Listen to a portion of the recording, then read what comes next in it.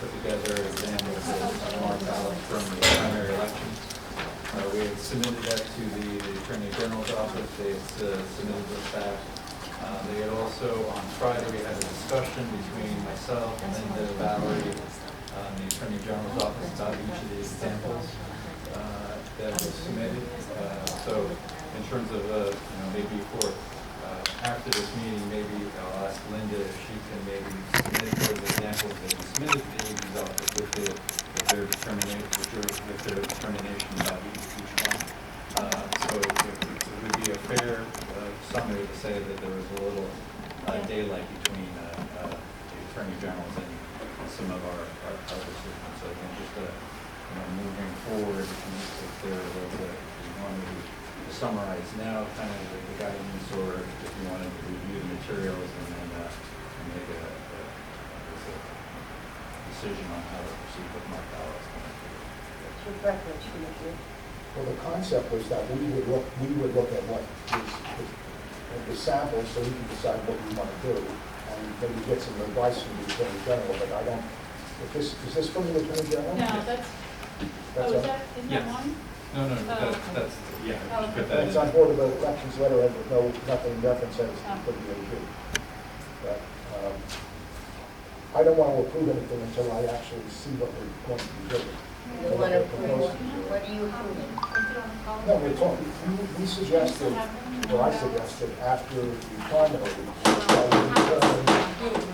that we determine before the general election, before we do that, what would be a marked ballot, what would not be a marked ballot for those purposes.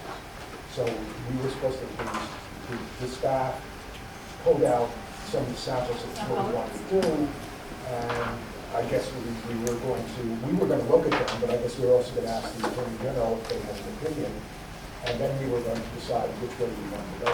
Sure. So until we see it, with your suggestions from the AG, and I don't know if there is anything here, it's our decision in terms of what we want to do. So I need to see what's being proposed, look at it, and then make a decision. They were all the ones that you asked us to send, the ones that you pointed out as you were going through them. So those are the ones I highlighted and sent to the AG based on your instructions. Right, no, that's what you said. I understand that, but then we were supposed to then decide which way we were going to do consistently for the general before we start doing any ballots, so it would be not a partisan issue, we decide in general. But we have to do that. We have to do that. So it's the AG. what we might be able to do is use the almost maybe reject the ones that we had sent to the AGs once in a while, and then we could, and again, maybe we don't have to do it right now. We can maybe set that toward the end of the meeting and then revisit that. Okay. Okay. I could save it to a flash drive and bring it in. Yeah, I guess the feedback was that the marked ballot should be liberally constructed. The deference should be given to the voter, and not only in, I guess, extreme cases of, extreme cases in terms of a signature, an initial, Or a phrase. a slogan or a phrase. That other instances that the machine should take it and make it if it's another ballot, or that the particular content should be struck but not the entire ballot. But again, we can set that up towards the end of the meeting and go through all the examples. Well, my thing says, just quickly, the Board of Elections to exercise its discretion and judgment and make a determination of whether unauthorized marking on the ballot seeks to be distinguished from ballot. So it's our decision, I just need to do it. So I don't want to include something until we actually look at it and decide. Given the information, certainly. Yes, and I agree that when we first had the discussion, we spoke specifically. However, looking at this language, which Chairman Engel had pointed out was a really good article, the intent, like you said, is to make sure that that voter and whatever misaction he or she might have used to mark that ballot, not prevent that ballot from being counted. That's why the discretion, as you're reading, is a difficult word, of course, but I think that it gives us greater leeway, because even if you came up with 100 markings, I bet you next election will have 2 that are not on your list, right, Commissioner? So it'd be difficult for them to come up with every example, certainly, in order for you to okay it. I think the language giving us the need to review with very specific directions that came from the Attorney General, I think is a much better piece for us Well, the Attorney General with which can't to give us work to specific say it directions, grammatically but he correct. can give us guidance, but it's the concept that this is the type of thing we're going to accept for this election, and this is the type of thing we're not going to accept for this election, so we can make the decision beforehand. And I'm inclined to be more liberal, if you will, on this election, because we have probably several 100,000 people who are going to be voting on paper ballots, who have never voted on paper ballots before, so they'll be less experienced. So we're likely, I'm inclined, at least for this election, to get more expression. So we just have to make that decision, and we got it. So, But we make that decision. yes, but the concept is we'll make that decision in general terms now, before we start looking at any ballots, so there's no partisan issues involved in that. If you say, a circle here is not going to be deemed to be a marked ballot, or it's general circles, but it doesn't do anything else, it's not going to be a marked ballot, then we know that's how we're going to operate for this election. We just have to make that. You will table it to the end of the meeting, okay? Yeah. Thank you. Some of the clerks are saying that the voices are muffled, they can't hear, so I don't know. if that's- The voices are saying. Some municipal clerks that are listening to this call.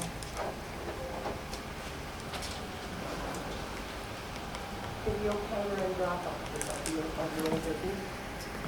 Yeah, and the agenda, an item was brought up in the last hearing that was asked us to look into a situation where, in terms of the video camera on a Dropbox, what happened in an instant where an individual dropped off more ballots than permissible. So again, we touched base with the Attorney General's office on Friday. The feedback, and again, was myself, Linda, and Valerie on the call with the Attorney General's office was that again, if we observe on a video camera an individual dropping off more ballots than they should, that we report that to the county prosecutor's office, and that depending on the amount, we would still do the research of all the ballots within the Dropbox. We would, if there's a complaint or something reserved, we would collect all the ballots immediately, do the research on that, and again, we would present to the commissioner to review. Again, the guidance from the AGs is if it's a couple of ballots, you may want to just assign that to someone dropping off to their family or friends. But if there's a deliberate attempt to drop off more than they should, let's say Patterson, that the commissioners will then have to make the decision whether or not to accept all the ballots in that Dropbox for that day, or choose to reject based on intent to. And the procedure would be reported to the county prosecutor's office, do the research, and present to the commissioner. Like you say, you know, research, Again, staff in terms of reviewing it again to see. how are you going to decipher what ballots is? Again, that wouldn't be for us to determine. We would just do the investigation in terms of, signatures and whether or not if there's consistent writing or signatures on each of the ones, and then present our findings. But will we have a determination when the ballots come in the Dropbox, which Dropbox it came in and what day? Yeah, You have that? you have a chart.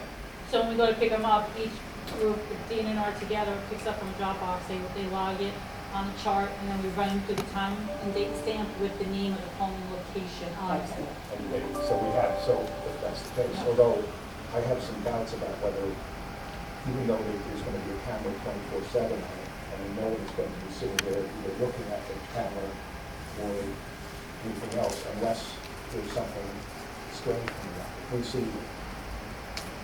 If we get something as, I just have to use the word dumb, as the Patterson people had, where they put in 200 or 300 with a rubber band around it. I don't know how they can do this, because it's not so small. Like, I know, I don't know if they had the boxes that way for Patterson, I don't think. I don't There's know gotta if be they- one in there, I don't understand how Yeah. to do that. That's for the drop boxes for the primary. But whether they had drop boxes of that type, oh no, I'm sorry, they were mailed.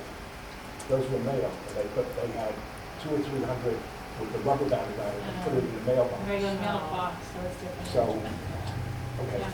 Well,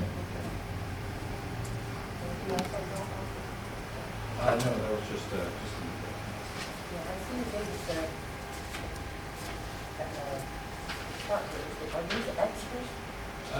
And again, if you wanted to, in terms of new business, those would be potential new Dropbox locations.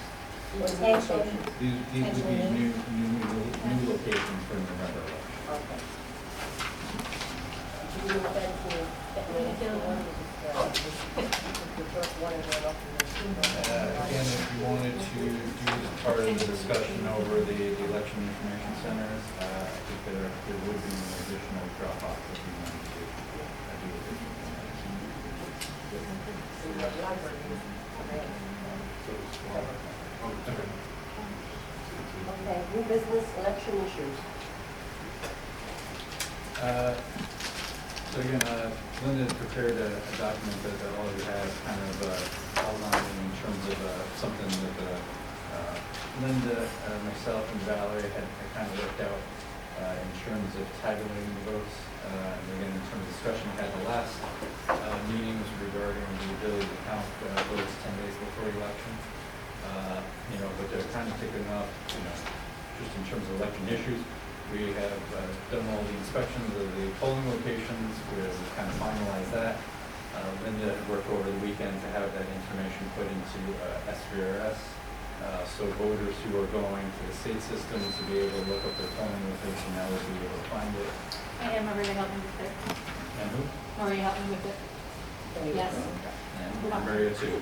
And that for the county vote 2020 side, we'll be able to share that with them so that they will be able to have that up there, so the voters will be able to have a couple of resources in terms of finding their location. So thank you everyone who worked on that. Bonnie did the accessibility part of it for the state WC2. That's talking about, you were just talking about the polling location. That was just the polling location. So all told, I think we have 97 polling locations throughout the county. So 97 for November. And then transitioning, I just wanted Well, to. can we stay on the, Sure. at some point we can discuss what's happening within the polling location separately, or do you want me to talk about that? You have, and this, right? No, yes, but I mean, you have the polling location. Yes, correct. But there's an issue about the staffing in it and how it's being handled inside. And we to talk about it. Do you want to do that now, or do you want to do it? Yeah, I mean, we can do Under that election now. issues, I yeah. mean, it falls on the election issues. I mean, in terms of the number of poll workers we're asking for in each of the locations, we're holding towards the primary, which was about 10 to 12 poll workers per location. So again, we think in terms of model that worked well for the primary. We didn't have any particular lines for the primary. So we think the additional number of locations that we're going to stay with that, because ideally people don't show up or for various reasons. I think we'd like to err on the higher side of things. Are people going to be Let me ask you a poll quick books? question, Don, please, I'm sorry, but basically we have more polling places this go around, right, Yes, than the correct. primary. So already we're, okay, thank you, I'm sorry to interrupt you, I just No, that's wanted to fine. get that in. Are we going to be using poll books? Modified. Modified. It's a modified poll book that has the voter's name, address, signature. The normal poll book has a spot for them to sign. This just has a scanned signature. So yes, For each district? for each district. Then we have some For towns. each location, yes. We have some locations, for example, in East Brunswick, which has like a dozen districts. Yeah. Very few voters really know what their individual election district is, and how are we going to have it when we have 2 poll books, or 4 poll books, or maybe even 6 poll books, or 3 tables, splitting up the districts, because they're going to have to look, if the voter doesn't know their district. The only time that's gonna take, is it gonna be a problem, is South Danbury and Old Bridge. Why are you saying? That's the only, because they're split, ballots are split. If they look, East Brunswick. Oh, for the Mill Valley swapping, they're swapping provisional, okay. Yeah, but then they- one of the polling locations, the polling locations in East Brunswick, for example, have 9 or 10 districts, right? Or maybe 11 districts. I don't know Most do. which one, right? Most do. If a voter comes in, Got an answer. I got an answer, good one. if a voter comes in and good luck, if they do know their election district, which is fine, but they may not, especially since the polling location is not where probably not where they typically vote. They're gonna say, hey, my name is Joe Blow, and I live at 17 Smith Street. What the poll clerks are gonna have to look through 10 different poll books No. to find them. Well, it's gonna be alphabetically. It's not by district. The poll book's gonna be alphabetically. Oh, So alphabetically. A to E, F So to there will be something, one poll whatever. book. Not one, because let me explain. Edison, for example. When we run the book for Edison, after every 5,000 voters, it creates another book. So it doesn't stop. There's no letter break. I can't say A to K, L to Z. It'll be sort of in that way, but we're gonna number it part 1, part 2, part 3. Okay, but there'll be one set of poll books. There'll be one for set of poll location. book. Right, each So location. for example, East Brunswick, let's say one place has 10 election districts. All of the voters in those 10 election districts will be alphabetized, right? And the first poll book will contain 5,000 voters, first package, and then onward. Then there'll be a part 2 So and part when 3. they come up, they'll say, what's your last Right, name? right. They'll still have to flip through a lot of stuff. It's not gonna be perfect, because we're gonna try our best to do, this is A to E, EA, and then this is EF to whatever. Yeah, It's we gonna wanna- be like We do that. want to split, It's the we way don't the want to split a system letter. is. It's gonna split, the letters are gonna split. Unfortunately, because there's no letter break, they don't allow us to do A to E, F to whatever.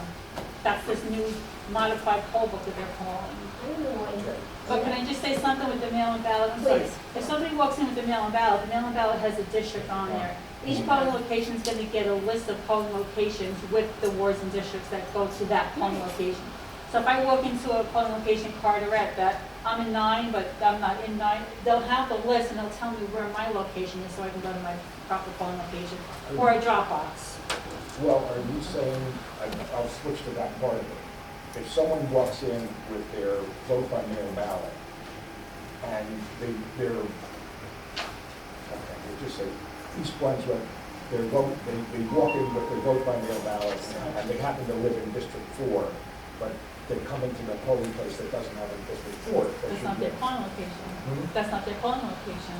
True, They're supposed to But drop a why- look at their polling but why locations. okay, so they're still gonna have to look them up. I don't know. They're still gonna, They'll see it on the ballot. You have to ask Tom. I don't Exactly. remember them saying that they were going to drop it off anywhere. Remember on the state poll, I thought that they said they weren't gonna go by the list, and if you have a mail-in ballot, and then you'll be able to drop it Well, that was, in any location. that was in reference to the modified poll book that they were gonna do a signage. Remember, they were just be reading out the name, the address, and then the signature almost. And that's for Right, the almost mailing. like the, right, almost like the borough Yeah. sheet. so Bear book, the other thing, okay, the bear book. same example, East Brunswick. A voter comes in and it's in one of the polling locations and has no, their district is not in there, but it's a vote by mail ballot, right? We're just gonna have, are our poll clerks going to accept that and sign a log that they put it in? Is that what we're doing, just preparing a log? You can. In the executive order, it states they must go to the proper polling place. Okay. Or a ballot box. Or about. Oh, a Dropbox, yeah, I know. Dropbox. Okay. Now, they do have the right to say, okay, well, I'm here already. I won't like. If they want to spoil that vote by mail and vote But provisionally, they they can do it. can't in vote that. by provisional here because that's not their district either. Yes, they can. You don't have to go to a particular district. Right. It has the same ballot style. Only Old Bridge and South Amboy will be different. Okay, that doesn't necessarily say that in the executive order, and we're dividing districts, and we're dividing towns by district. So are we still saying that if they vote by provisional, aren't they stuck, we have the modified poll book, they have to be in the modified poll No, they book? don't. We don't ask for, we don't Then what's check the purpose of, signatures. then what's the purpose of the modified poll For book? the machine. It's for the machine, and it's for the vote by mail. It's not for provisional ballots. When you show up at the polls on election day and you don't have a ballot with you and you vote provisional, you just So need you to be in don't the use it. correct location in Old Bridge and South Amboy for the correct ballot style. Every other town is the same ballot style, so therefore you could show up anywhere. Because when you vote provisional, it's coming back to us. Okay, so what we are saying is, anyone that walks in and wants to vote provisional, is going to vote provisional, does not have to, you don't have to look them up in the poll book, Nope. you don't have to sign them in, you don't have to do No, anything. because we never had to do that before. Correct.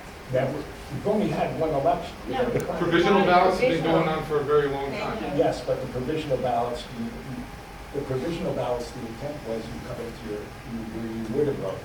Correct, And in original. fact, if they come into prior to June, if someone was not in the book, and they discovered that they lived such and such, which was not in that district, Mhm.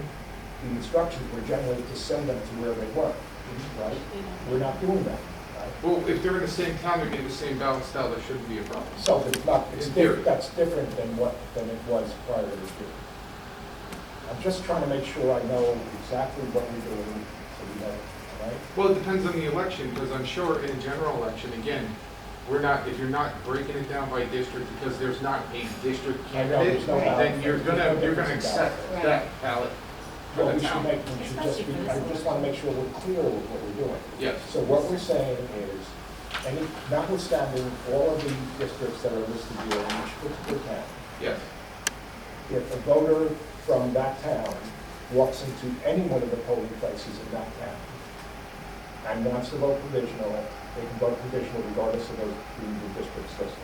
Absolutely. Except for those. Except for Old Bridge, that's where, this is where Well, you have to keep Yes. that the in. difference comes, because they do Yes, have yeah, it. except for Old Bridge. Old Bridge and because that's Southampton. the two conventional districts. Correct. South Hampton? And Southampton, which has more races. They have one race. Right. By wards, yeah. Okay, and South Amboy has 3 polling places, 1 for each ward?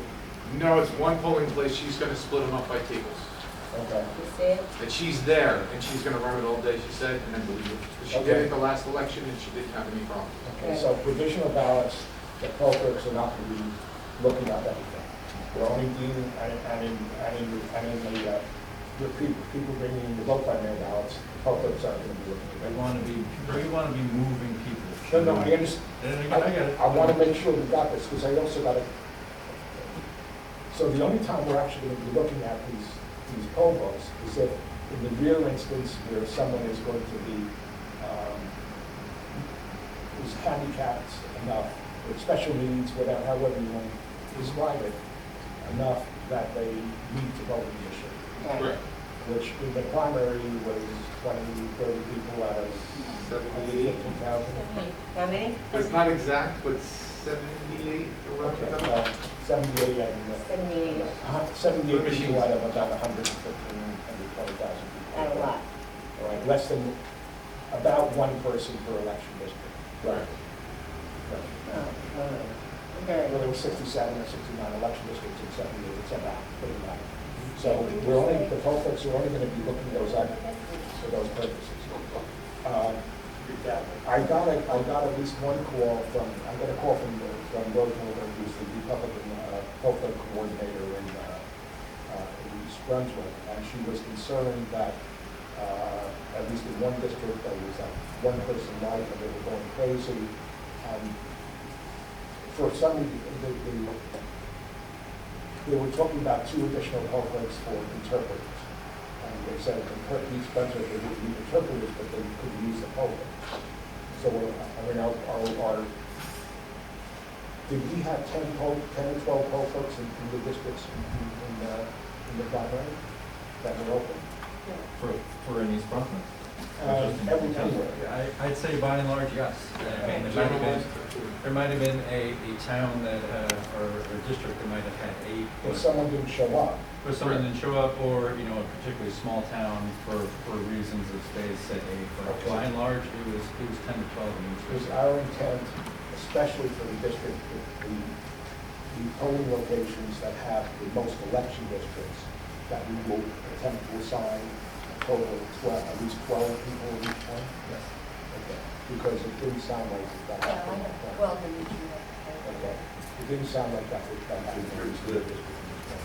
Well, I like the question for Steve before we get any further. Steve, you said, going back to Old Bridge. Yes. She would be on top of it all day. You can read my sheet. Southampton. Oh, South Hampton? Yes, she wanted the one polling place. The explanation was because she's gonna set up 3 different tables for handing out particular wards. And Old Bridge, how's that going to be set up? that is still, that's not gonna be assigned by ballot style. They're doing it by logistics, because they kinda have to. So they are more, Oldbridge seem to be more concerned with putting it closer in the wards than anything else, and that should work out pretty well too. You are gonna have a polling place that's gonna have multiple ballot styles. Most of them are, and there's really not a lot you can do, it's just a matter of Today's placing. newspaper, Oldbridge is telling you, has a new chart. Yeah. Yes. I knew that from the last election, as we all know, there had been some issues because people literally were given one piece of information and had to drive. Well, there was I don't something know. like the congressional districts were mixed. One side of the Correct, town, which they is had what the other side. I'm thinking has been really, but we're already, I think, so much better organized in terms of intent and content. So Well, that's I'm what certainly much more comfortable because there's nothing worse than having unanswered questions when someone comes in and is, The purpose of asking these questions to make sure it's. that doesn't happen again. Okay, so do the poll clerk coordinators Thank know you. that we're looking for 6 Republicans, 6 Democrats in each of those? Yes. Each of the poll work coordinators have been working with each of the representatives to approve. Like I said, if they had any issues, because like some towns were at their, had the same number in the primary as they had for the general, or some towns added more or larger ones. And any town that feels they'll be short, communicate with the poll work coordinator, with Linda. We do have, through the state in terms of poll worker, poll worker wrong, or signing up to be a poll worker. Yeah. We have had a lot of people express A lot more interest because people, of the right? interest. I've even noticed that in small We towns. have, I mean, there has been a steady stream of people who have expressed an interest in being a poll worker because they know, they've heard, there's been maybe not Middlesex County, but they've heard about poll worker shortages and want to be helpful. And we'll plug them in as the party affiliation. We'll bring them in terms of party affiliation, but again, if they're not being used, we'll redistribute them to towns that might have a shortage. I just want to say, I had a couple of calls that they need more privacy. More, I'm sorry? Yeah, More we're, Privacy. yeah, we're gonna work on that. The State Bar Association and the National is plugging lawyers and paralegals, except with the volunteer for poll clerks. And I read somewhere else that some private companies are willing to give their people off to work as poll clerks. I think Old Navy was one of them.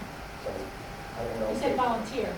Volunteer. Volunteer? There's, I guess we're gonna pay them, but it sounds like their employers are still gonna pay them for the day anyway. So, if they get double dipping, I don't care as long as the taxpayers are gonna pay them. Got it. I have another issue. Have we done anything from the last meeting about the poll workers picking up those bags and bringing them back to? Yes, we had a meeting, or not a meeting, meeting/phone call with our Cartage vendor, and discussed, we also reviewed this with the chairs and poll coordinators and clerks, is that we'll be having the Cartage vendor deliver some of the non-election material, things like the PPE and some of the other material before the election at the polling sites, so. With the machines, yeah. So again, reducing the amount of people that are there. And some of that had to do with the timing of it in terms of us getting the material during the primary. If we had a little longer runway, we may have been able to do the same thing, but because everything was coming last minute, we needed the opportunity to send that out to the workers. Some poll workers indicated they wouldn't put them back in the car. Yeah, believe it. Let me do Bags that. repacked and Yeah. burgundy bags. But again, in our Can discussion, we again, assign a younger poll worker Sounds- maybe? Or maybe we should assign a younger poll worker? We don't, Right? the town, the party chairs and the municipal clerks assign. what I discussed with the chairs and the poll worker coordinators was that if, and again, still hoping to send most of the material before the election, but again, if they found themselves in a similar situation where they don't think they can carry themselves all that material, that the clerks can recruit additional poll workers, additional vehicles to transport to the centralized station. Because again, by and large, we're still operating less poll workers than we do in a normal election, so theoretically, we can spend those resources on other things such as transportation. One other issue. The ballots can be opened 10 days prior. Where are Yeah, do you want, Where are the ballots going to go?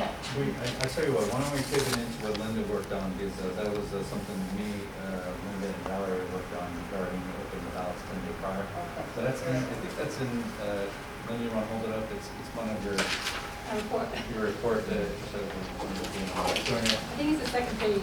Second. Yes, the report? I didn't get the, what? I must have it. Maria handed it out. Yes.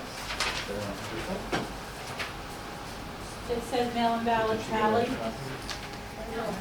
you? Is it with polling location? No, it's a separate, it says it on the top. It's this one. Second page of this one. Because second page of this one. Second page. All right, so to the chairwoman's question in terms of ballots, so we had a discussion, it was, all right, so we have this legislation that says we can open up the ballots 10 days prior to election day. So that puts us at Saturday, October 24th. Yeah.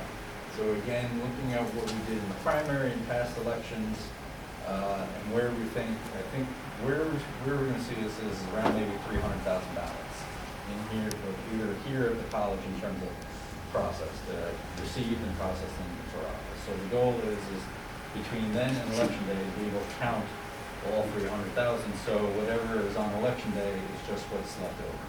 In terms of our conversations, it's not so much election day as we're opening up all these ballots. It's just the 11th day of opening up the ballots, so that we're just opening up what's remaining.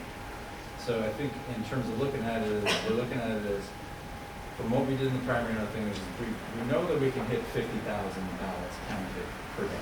From two tabulators, 50 election day workers, 8 hours doing that. So That's where our opening machine will be open. we would be opening them, taking them out. Have our 50 people sitting there. Yeah, up to like 50 workers. Right. But we don't want to keep in a situation where we have 50 workers sitting there waiting for ballots to be opened. No. That was an Right here, unusual so it's again, situation. No, it's fine. We're just no, I saying got you. we're going to start, the people that slid open the ballots each day. In terms of the 10 days, we can, begin, we don't have to start counting and opening them, removing the first 10 days. We can spend the first 2 days cutting them open, getting them ready for the people who will be ultimately taking them out. Well, we're not going to slit them open before the 10 days. No, doesn't mean, taking maybe your 10th and 9th day and just slitting, or the 10th day and just getting them ready for the people who are coming in. Well, the alternative thing is, we start slitting them open an hour or 2 hours, whatever is necessary, before we have the 50 workers Well, coming in. can I just explain one thing to you, Yes. and just maybe change your mind? The 10 days before is a Saturday, so I don't know how many people are gonna come on a Saturday, but we will definitely be So we here were saying, we'll slicing take that them. Saturday and Sunday, slice them open, and we would have the 50 people reporting on that Monday, and then they would begin to take the ballots out for that Monday, And running the it through people that are election. slitting off the ballots will start slitting up the rest, so that whenever we I'm have sorry, 50 Matt. people sitting there, if we have ballots, Yes, the door correct. is ready to, whatever. Correct, yeah. And so additionally, in terms of resources, we've been able to get 2 additional tabulators from ESNS, so we would have a total of 4 tabulators for this election. We're getting an additional letter opener slicer for the election. We're still exploring, again, we're going to try and put it into play with the high-speed barcode. We would be able to read in terms of the front end, being able to receive and process the ballots as they're coming in quicker. But again, in terms of the 10 days, so going back to kind of a plan for 10 days, lining up the challenge dates so that, we're being able to tear stars and aggressively go after, opening and tabulating these ballots. We will be doing over at the county college because, again, in terms of our resources here, adding 50 people here is just not feasible. So again, we're going to be doing it at the county college in the cafeteria. And again, that was Where we were. for the primary. And then again, in terms of looking at the plan, what it is we want to hit, if we're doing 50,000 a day for 8 days, we're where we want to be in terms of election day. The other thing is that we are, in terms of looking at it, is we just want to open and count ballots in the easiest process. So write-ins, remakes of anything, that sort, we're going to table that to election day. So all we're doing is just the easiest things for us to accomplish in that time period. So and the other reason we want to do that is any staff that we have helping, assisting in terms of counting or tabulating the staff account processing. So again, in terms of primary, we don't want 12, 20 people, board of election staff and seasonals doing all this opening and receiving, because that's people who are not opening and receiving the ballots from the 10 days to election day. So I think we said, in terms of staff monitoring the 50 people, 50 or 25 boards as it is, we want to use around maybe 6 permanent staff.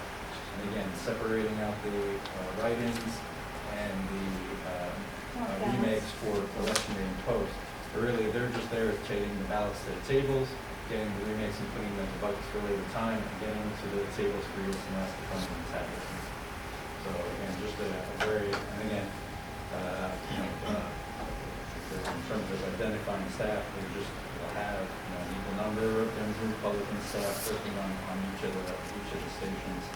So again, just doing it daily, and then communicating with the HR, which kind of have a dedicated team, much like we did in the primary, who kind of came in every day and just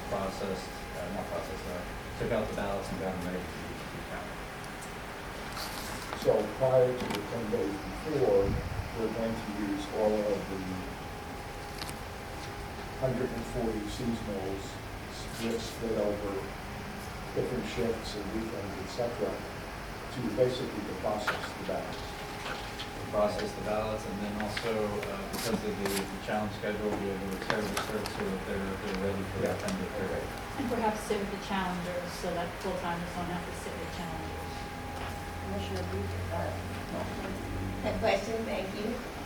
This sounds very well organized. My only question becomes, knowing that physical ballots will still be staying with us, does a person sign that I am responsible for this box of ballots that I'm getting? How do we know that if there's 100 ballots in this box, that who's responsible for moving it from some spot in the college to an office in the college to a car to here? In terms of, I mean, if you want to, but in terms of the ballots going from here to the college, I mean, that. No, in counted. Now No, things are, in the county, it's all going to be done at the college. and everything will stay there. Everything will stay there. Everything, even once the machines are The machines are being brought the over there. physical, actual thing. Everything else gets thrown out, right? The other stuff we don't have to look That's at. thrown out. That's all gone, except what we have to look Tell at. her again, Well, don't it's throw not thrown out. out, it's still- Get on record. Charlie, Sorry. don't throw out. Separated. I apologize for my language. I'm getting neophyte. Neophyte. What was the question? So what's going to happen? Thank you, Chairperson. I appreciate your kindness from the other What's going to end. happen here, for the most part, other than answering phone calls? But they didn't answer my accepting- question. Is I'm someone sorry, responsible? finish that. Do we know who's responsible for following the pieces of paper that we will be, and with which we will be ending, that we need to store, that we need to, Yeah, the staff that's at the college will be Dems and Republicans organizing where the stuff is stored. where were they kept them? There's a room. The college has given us a room on the 3rd floor, and it's not accessible, it's kind of an enclosed room. We created the key, we're the only ones that have the key for that room, and we would into, what's that? Who was we have to do that? It's well, I have a key, Linda has a key, Valerie has a key. I don't know, key. Oh, I If you thought wouldn't- me and Are Valerie there have 2 a key. locks on it? They wouldn't give me No, one lock, but two keys. You better- That's right. so it's two. Are there 2 locks on the door? So we have one Republican voting key and one Democratic voting key, so to get in there, Well, it's you valid. need a lock post. Well, Valerie has a key, I have a key, I can designate someone over the college. that is Well, a- then you have 2 locks, so each, in other words, the concept would be, especially since we have all these paper ballots, Mhm. huge numbers, everything, that if we're, for security purposes, the room is important, but that we have 2 locks on it. One requires a key that's held by some Democrat, And one requires the key, and so the Republican open it, so they can. Usually Fran goes with Mike, he's a Democrat over there, so when they have to take stuff out of that room, Fran, the Republican, will go with Mike, the Democrat. They bring the stuff out, they give it to the staff. But if someone has the key, one party, if you're the party is, they can, and they're going at a different time, they can unlock the door and do But something. they don't. They go All together. right, so for your purposes, Commissioner, we'll ask Middlesex County College if we can maybe do a dual lock system on the door. That both keys are necessary. Yes. Yeah, No, in the past, we're we had trying to state eliminate trooper. any non-issues or problems. Any untoward possibilities. Because you know we're gonna get, no matter what we do, we're going to get criticism. So the concept is to eliminate as much of that as Or possible. questions,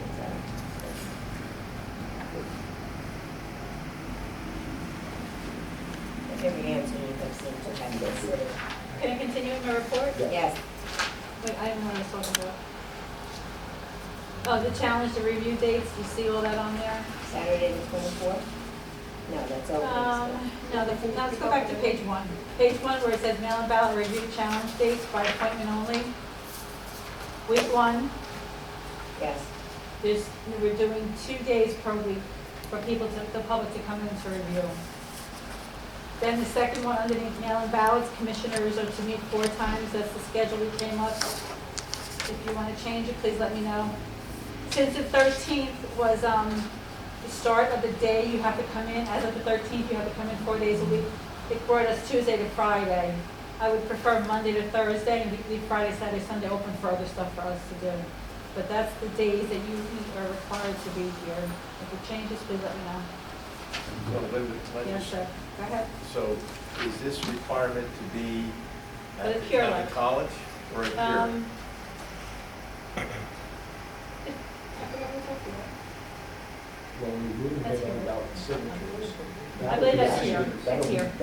That first part, in terms of what we have to review, will be at both locations. Yeah, but there's So I don't want it, I don't want it no. at both No, locations. I know. It's gonna be here, so So we're they'll going to ship back transport anything that's over anything, here from just town. like we did They'll ship before. it back to us. Anything that we have over there, the commission needs to look at, we transport it with DNR back to here in this room. That's for the cure letters. That's for you to look at the signatures for the cure letters to go out. And in your plan, Yeah. in week 1, 2, and 3, under the reviewable challenge dates, once you get through October 22nd of the third week there, then all of those ballots will start to be, that are not challenged, search will be stripped.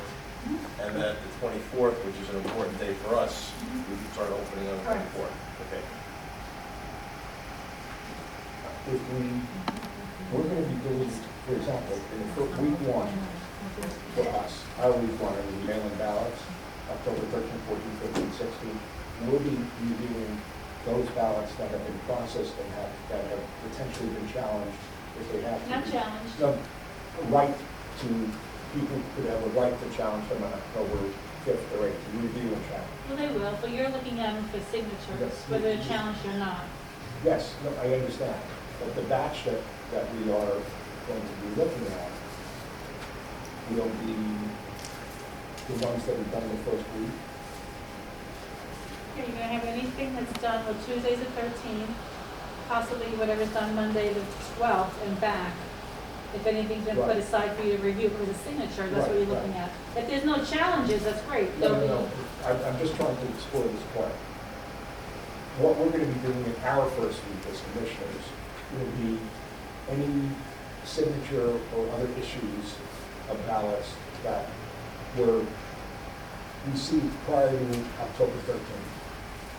Is that right? I'm not sure about other issues. This is set aside just for signatures, so we can get those letters out to the people to Right. cure their signature. Other issues, I don't know if we talked So about they know them they doing that at this can be time. Although it's probably not a bad thing to do it as we. It depends. If there's not that many, then yeah, we can Yeah. have that ready for But no, them. the reason I'm asking this is, being an optimist, if we have this at 4 days, if we're doing everything from the prior week, and we finish everything from the prior week that we have to look It's at just a on the week's first day or the second Right, day, right. we don't have to come on the third or fourth day, because we look, we've done it. Correct. Until the following week, when they get this. Oh, yeah, Correct. this is just, if Okay, there's nothing just- for you to look at that's different. Yeah, but I just- think Maria, hold on. I think Maria has to publish, Maria has to make a public notice that we are going to be here. So no matter if we don't have any work, okay, you can call the meeting to order, and then you just say the meeting is adjourned, we have no work. You can't, you have to still, you have to be here, The okay? meeting has to be called to order by I the believe correct so, number I of. believe, I think that's what the order says, right? We have to have a meeting. Yeah. So the meeting has to be called for, if we have no work, we have no work, and then we just Quorum, adjourn it. Right. What? I'm sorry, she has no question. I asked how many commissioners to make a meeting in case one of our commissioners cannot come in on a day when we know we're not gonna have work, then some of us can come in and open and close the meeting. I think If we that's what you should prefer. check with the AG to see if, in fact, we advertise it, to see if, in fact, we've done everything we need to do in something less than 4 days. Whether we can not come in and there's no quorum, so there's no meeting. Whether that is acceptable, because it doesn't make a lot of sense for either 3 or 4 people to come in to say, hello, bye, and walk out of it. Is this our plan or the commissioner's plan? I mean, I'm The just- concept of 4 days, is that our plan or the commissioner's? No, that's by executive That's order. 4 days. Yeah, That's the- you know, it talks us meeting, but if we. Executive order says 4 days. I have no problem doing that if we have stuff to do. This is just a sample, if you want to choose different dates, then that's fine, but I need to put No, something in I'm Well, we writing. concerned talk- that we finish We don't stuff. have a time period. No, I didn't have time, you know. I mean, just ask the AG. If we have stuff to do, we're gonna do it. If we don't have anything to do, it doesn't make a lot of sense to come in and not do anything, even if it's for 5 minutes. If we can do that, the AG blesses that, then we can do that. If not, then we'll have to have 3 or 4 people. I'm trying to be very optimistic, we're gonna get it all done in less than 4 days, but, if we get, it takes 4 days, we can do it. So, Tom, you gonna check on that? Do we need to pick a time? Linda, these do you days? want to continue? I would rather not put time now, can we wait till it's a little bit closer to that date? Remember, we have to advertise Ben, 48, so a week before. Say it again? We do it a week before. A week before, okay. So that was that's how we went through with the seasonals at the college, that's the schedule, and the drop boxes, I just put that. Again, we're gonna have seasonals, 1D and 1R.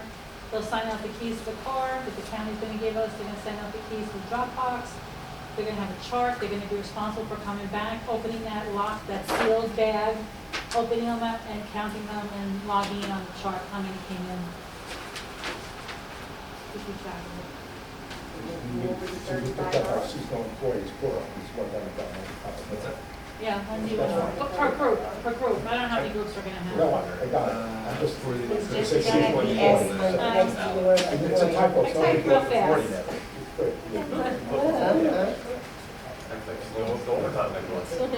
And then our only other issue is with the Dropbox, you know, these people don't know each other. If they're comfortable driving, they have to be in the same vehicle because they're transporting the ballots, picking up and transporting. It's- What are the people that are picking up the ballots from the Dropbox, going to be putting those ballots in? We have the green bags, You mean the ones that we use? Yeah, which The can be ones we use sealed. for our provisionals? yes. Do you think, Well, it's used for the supply bags that we have. okay. But we will have to have one each, for each. We already have that, we already have them labeled on the outside of For the each label. Dropbox, right?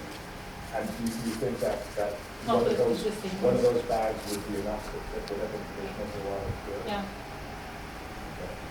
Perhaps we should have, I think that would- perhaps well, we should it was have. just the one time, we didn't go, and this guy was overloaded. Mhm. I'm sorry, you want us to have what, two? They weren't overloaded. Oh, this guy was, the one pickup of this guy was overloaded. Right, well, this is gonna be the general election, so we gotta potentially, Two bags, we got enough bags. they should have several extra bags if necessary, that's it. with something to tell them the instructions to what to do, the label with some percent. So Any other questions on poll workers? If there are 25 or 27 whatever the number of drop-offs are, they have one bag for each of the drop-offs, or that there are some, that there is a sign for that. If we give them an extra X number of bags in case it's too full, we'll do that. then we just have to give them instructions about what to write on it, so we know what to do. No, it can be labeled before it goes out. Well, I'll put a label on it, the bag. But you're gonna put a label on it for those X number of boxes. The extra bags are if it's overloaded. Yeah, we'll have 2 bags For each, labeled. and there's no question that 2 Yeah, bags. I'm not labeling it the time we need it, that's too. That's fine, so you're comfortable that no matter what would happen, if we have two bags for drop-off location, that's the maximum. Yeah, but it Fine. depends on how many times they're picking it up during the day. No, okay, If I'm they're just, picking it up often, then it'll be fine. Okay, let's move on here. okay. Any further questions on poll workers? All right. Any questions on seasonal workers? Do we have, all seasonal workers that you asked for? In terms of the bulk list, Marie provided me, I think we had 96. I think between the 2 lists, what I've seen is that, yes, we're approaching the point where we're at 70 on each side. Right.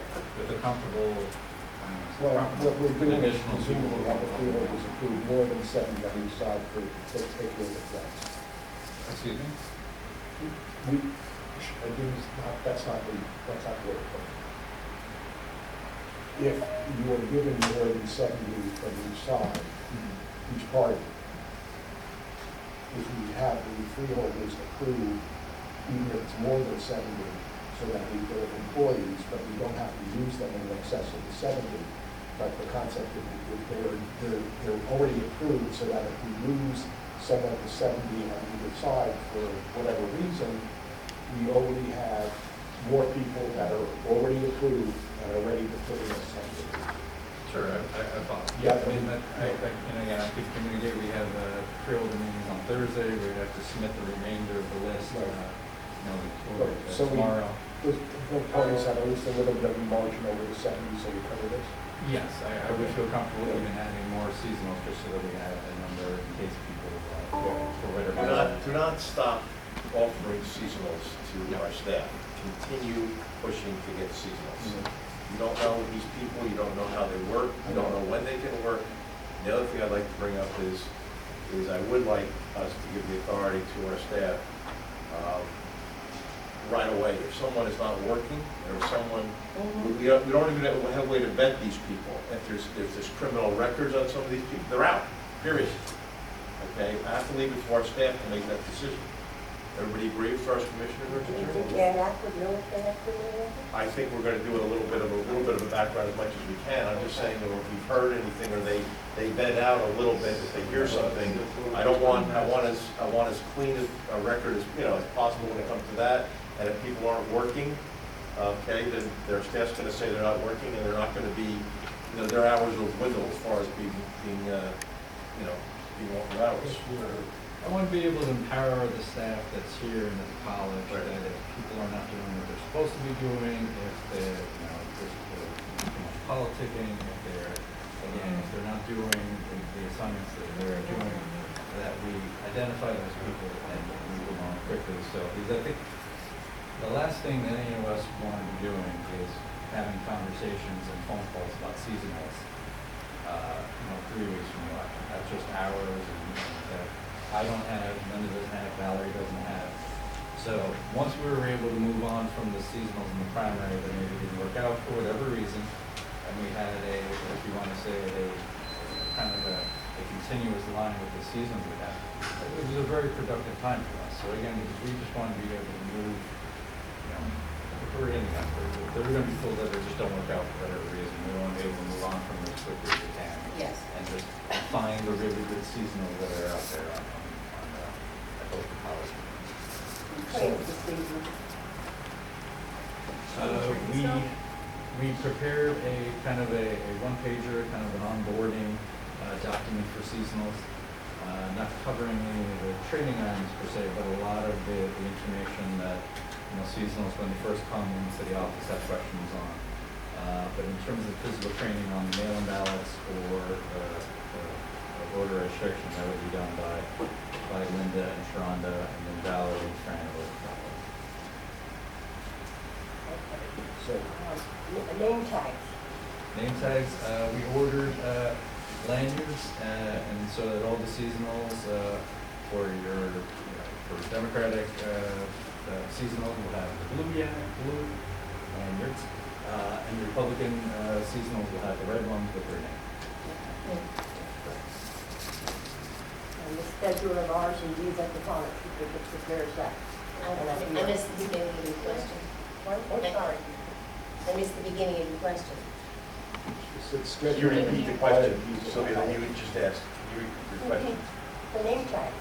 No, I got that one, then you asked another one. Oh, who prepares the schedule of ours Prepares, and these thank at you. the college at here? Linda's gonna work with Valerie over who's here. We're not gonna have a repetition of the last time? What's that? We're not gonna have a repetition of the last Friday? No. And then Maria's gonna communicate to the seasonals where, you know, their start date, where they're gonna report on that. And we're gonna have people working weekdays and, is it just Saturdays or Sundays? No, I mean, once the mail-in ballots hit, it's No, going. I know, I just, No, I'm gonna say, once the mail-in ballots hit, it's going to be, you know, for our staff, it's gonna be a minimum of 8 to 9 o'clock at night. So as long as there's an open laptop or computer, we want a seasonal there. So we're gonna have people from 8 o'clock to 9 o'clock at night, and then split into shifts, and then weekends as well, because we're gonna be here, we might as well have seasonals here, helping us out. Correct. okay. Now, our challenger badge is extended and the election is extended? That's a question we need to answer. What does that mean? I mean, I think it's weird. Challenger badge, challengers coming in here to look at balloting. If the election is extended past the 3rd, I would say as long as we're counting Counting ballots, ballots to start. Correct. as long as we're counting, then I would extend whatever the badge is for seasonal to those individuals. Yeah, for challengers purposes, we're going to be counting ballots starting October 24th. Yes. And I suspect through November 20th or close to that. So the challengers, that is election day for purposes of observing that. So it will actually be running from at least October 24th to November, For whatever we the finish. 10 days before the election, at the time when we're at the college counting the ballots, then yeah, that would be an appropriate, challenge period. I'm sure, very unusual, but still, for challenges. So we are counting the ballots at the college only for election day of November 3rd. And the only challengers that could be getting credentialed would be at the college. Would that be correct? To observe the counting of ballots. Right. Would be, Yeah. No, wait, Counting. Challenges, they go to a How public can meeting. they observe the counting of ballots? Well, I want to understand the process. I'm a little, so if we're counting ballots at the college, counting ballots.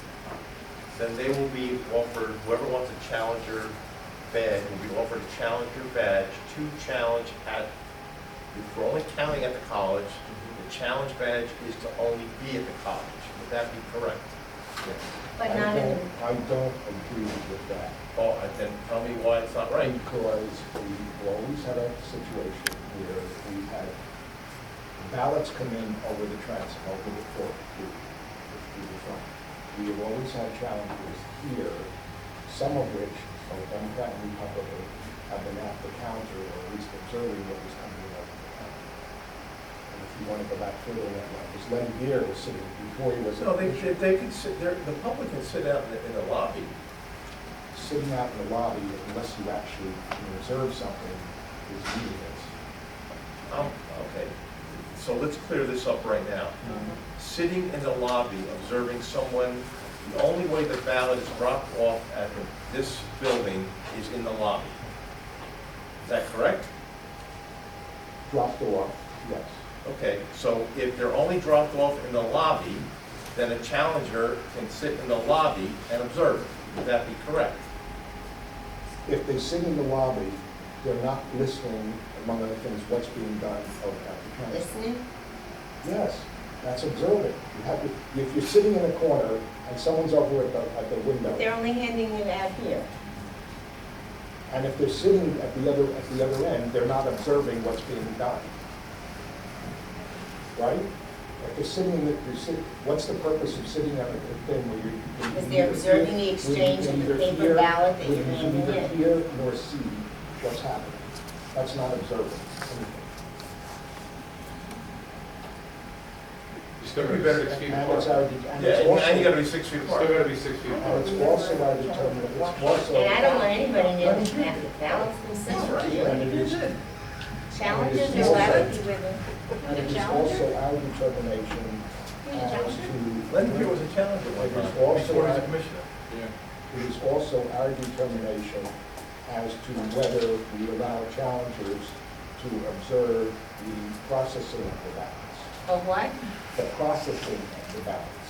The Processing. checking of, making sure that they're There's right. it's board of elections authority determination if they would want, so if they would want challengers to observe the working on the processing of the mail ballots, or in order to. Checking the signature doesn't mean the process.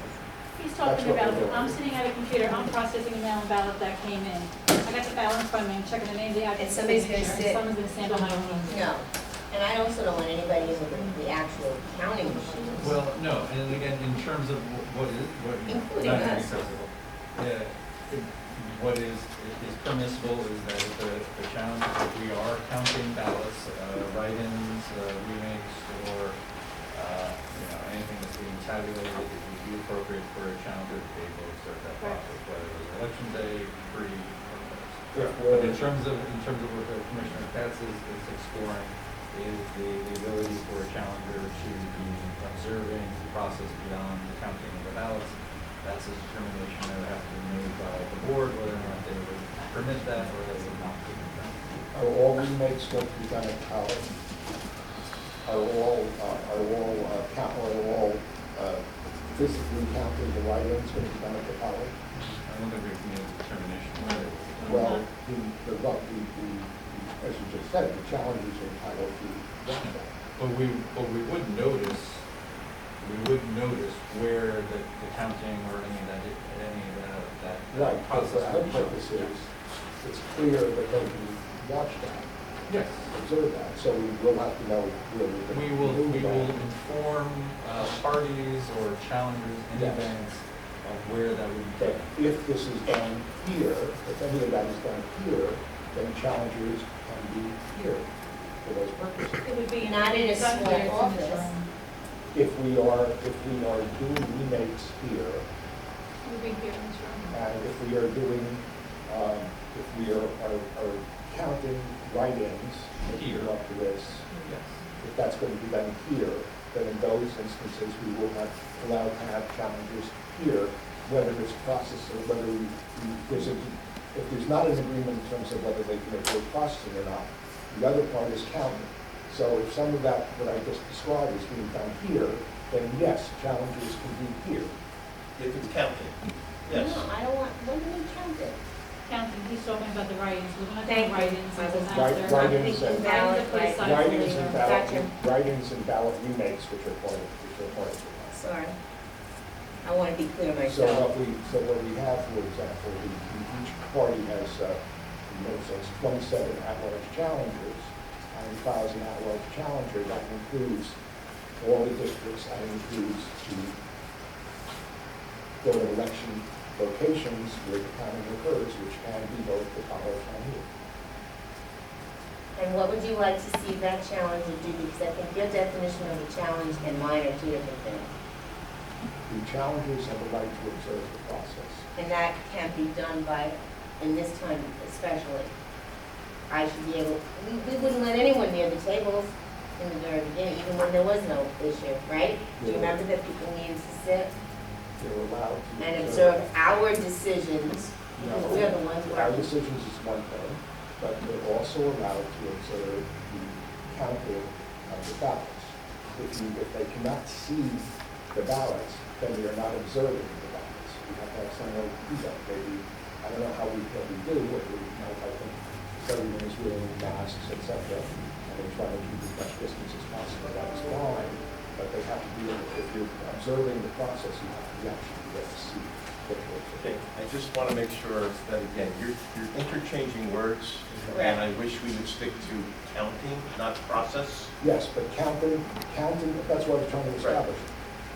Because apparently we have a disagreement, or we do not necessarily agree on whether challengers can observe the processing of ballots. And it seems fairly obvious we don't have an agreement on that, one way or another. Okay? We have not voted, and we're not going to have an agreement that says, yes, they can do it, or no, they can't do it. Right? But the counting of the ballots include the remaking of ballots that are, you know what a remaking means? I think I do. Remaking the ballots, you just seem very crystal. Remaking the ballots or count, or taking the information from the ballot, which is a write-in, and doing it. It's part of the counting of the ballots. That's counting, right? Remakes and dealing with writing, et cetera, of the write-ins is counting. I'm not trying to, that's separate from the processing, right? And I just want to make sure it's very clear that in connection with those things, that's part of counting, and in that instance, the challengers can be present and observe, right? I just want to make sure, we want to get it clear now. We have another thing which we don't, the processing we don't agree on, but the challenge, but I just want to make sure that we got the other part we did. That's it. We have that clear. All right.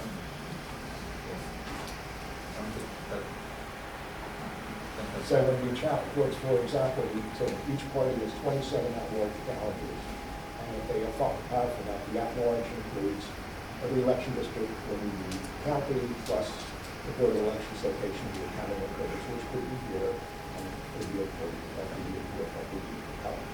And isn't that one challenger per district, and if this is a location, a district, it becomes one challenger Well, per party? it's very difficult to tell in terms of, because the election law says it's one in each individual election district. This becomes one district because it's a technical polling location, as well as being tabulated.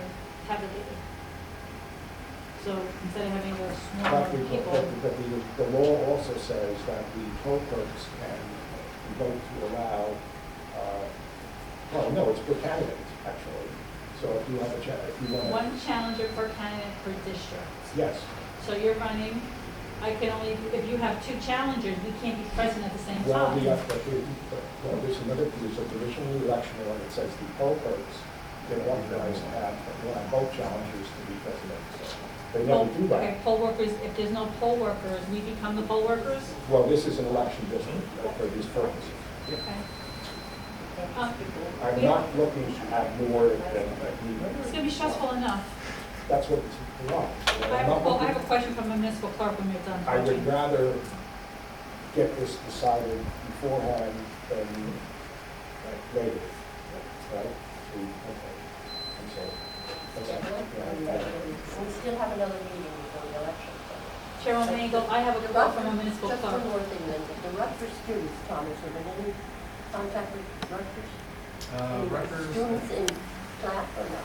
no, they're mostly remote. I think there might be some that are on campus in person, but I think by and large they're all remote. We did have a meeting with the Eagleton school in terms of communicating with Rutgers students. I'm trying to get on the calendar, and it's really just competing calendars in terms of communicating with the Rutgers post office. In terms of, I guess if you want to call it the issue of kids or of students who are registered at Rutgers but maybe living at home. And so again, we want to communicated to the post office how, and again, we communicated to Eagleton how a student who is in that situation, how they can correct their, They should change their voter registration to either to home or include a forwarding or mailing address to their home. Just for the ballot. No, but that's, Correct. if they are not physically at the campus, and they are not allowed to be at the campus, my understanding is they have to be registered where they live, and they're not going to be living there. So is there some way that we can send some of the notice We communicated that yeah, with Eagleton. to the students that are registered for dormitories, which they require to be registered for? And we know the dormitories will be closed. There's some way that we can send some notice to them saying, you're not here, so you have to register where you're actually living. I believe that's what they were telling the students, Yeah, that's what they're telling us, but we're trying to also have that meeting with our. Well, I want to make sure that they have that notice so that they can actually register where they're living. Because they, vote by mail ballots are not supposed to be filled out.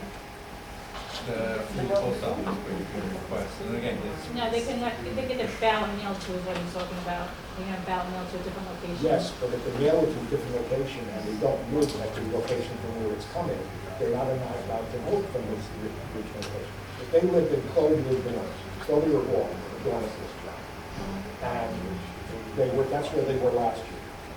And they would be there this year if the colleges were in session. But the students would say, no, you're not coming here, it's all remote, you have to stay where you are, wherever that is, somewhere else in New Jersey, somewhere in Nevada, wherever it might be.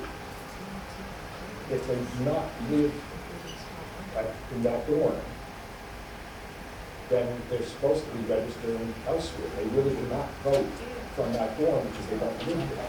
That's why we've got to let them know so that they register where they actually are.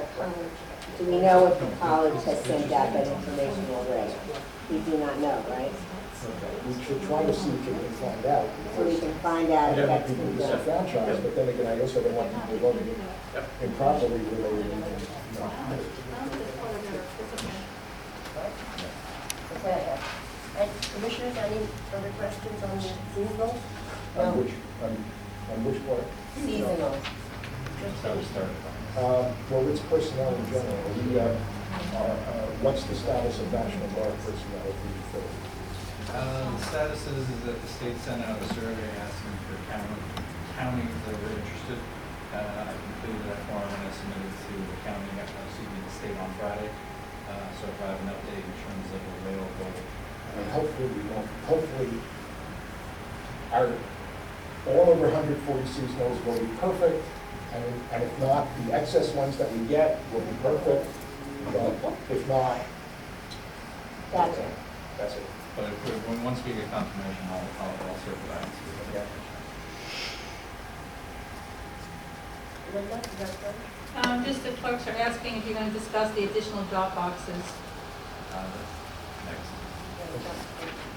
I just wanted to get that out there for. Do you have a vote on that? And, Drop off? well, I don't know if people saw the email that I sent out to,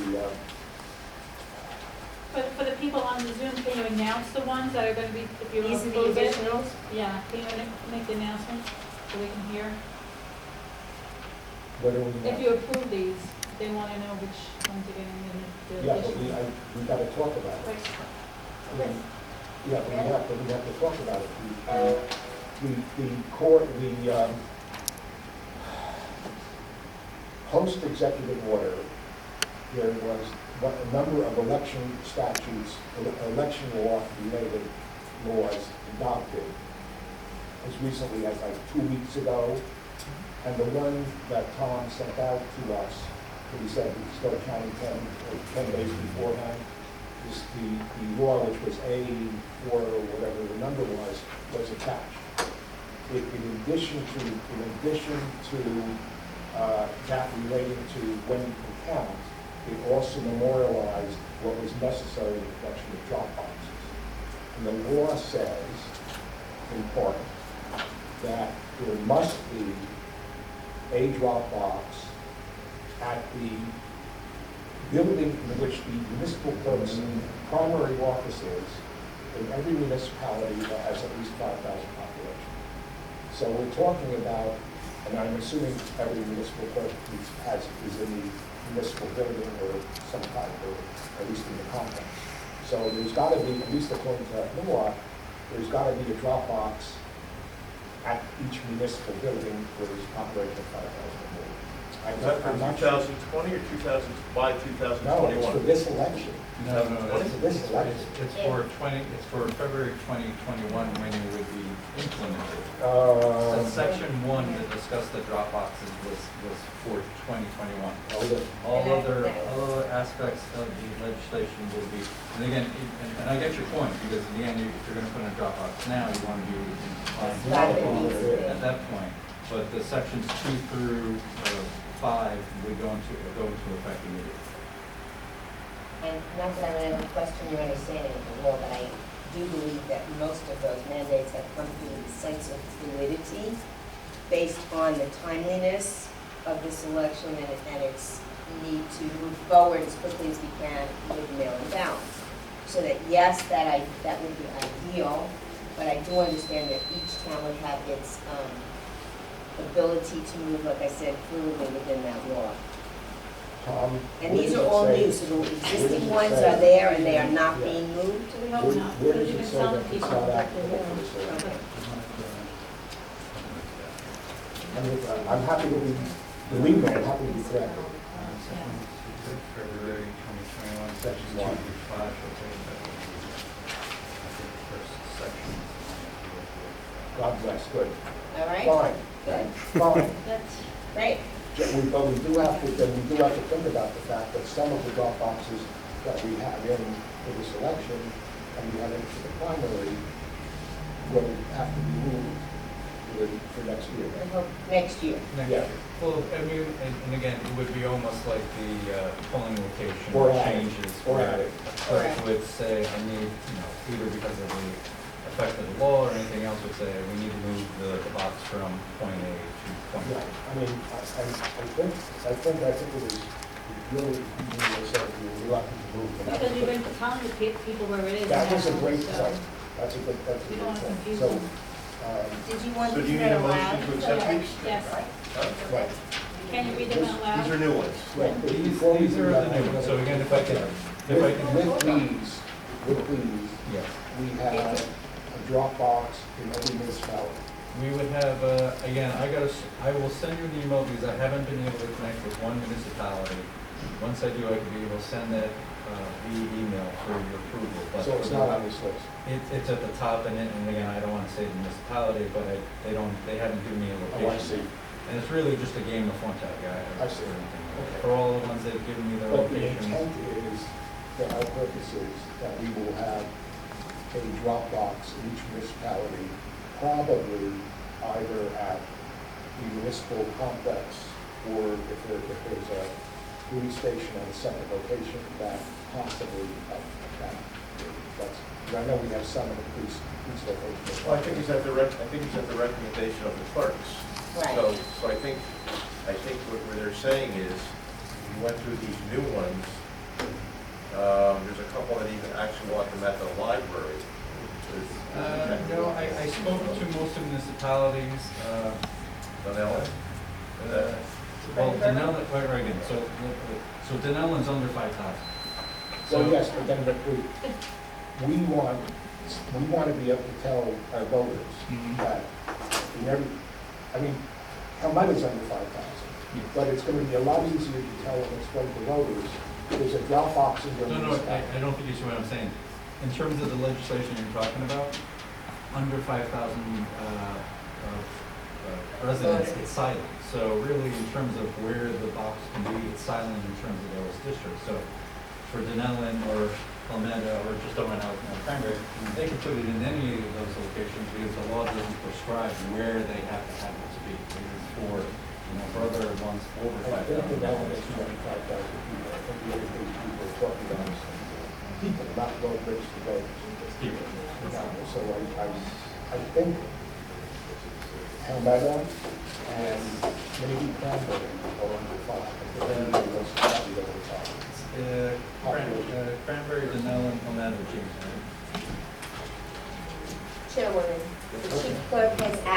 this list be read aloud so that the clerks on the phone can actually hear at this time those new boxes? Do you have a problem in doing that?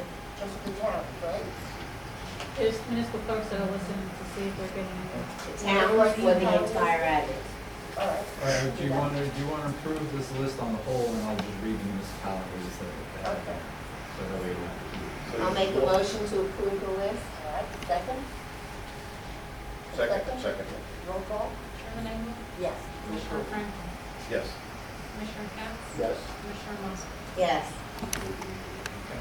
And then the municipalities that were approved for drop boxes were Cranberry, Denellen, Helmetta, Highland Park, Middlesex Borough, Monroe, North Brunswick, Old Bridge, South Amboy, South Brunswick, South Plainfield, South River, Spotswood. Do we want to preemptively approve our direct subject to fund and confirming that we're going to do this? Again, I could either send it via email when you're able to connect, or you can. I move that we approve the Dropbox part of that at whatever reasonable location as recommended to us, be it municipal building or police building or some And other Ed would kind. like to have an extra one. Hmm? That's your thing. Are we doing it? It's not on the list. It's not like that. We've got to see what comes in, don't we? To see if the Dropbox company come in. So are we under a limitation still, not knowing how many are coming in yet? Right. Well, I think the county said that they were going to purchase a couple above, so that we would have a little flexibility, so. Do we know, I guess the question is, do we know that? I mean, they're asking for it in the request, do we know that we're getting it? We're, again, we know that we're getting boxes from the county that are above, that cover the 25 plus a couple extra. Okay. And again, I think they had their eyes on the legislation as well, so they were putting the box.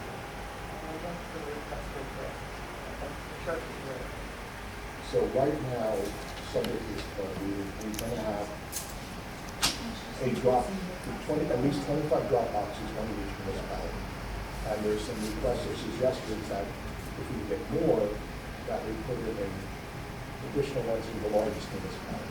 Well, it's, What are we doing? well, I'm gonna say, pending the legislation, we know we're gonna have one at Middlesex County College. We know we're gonna have to have one at Rutgers University. New Brunswick has one in front of the administration building, Which is right across the street. right across the street from from Town Hall, so, again, I think that I don't know. would be a reasonable, one side of the street or the other, when you look at it.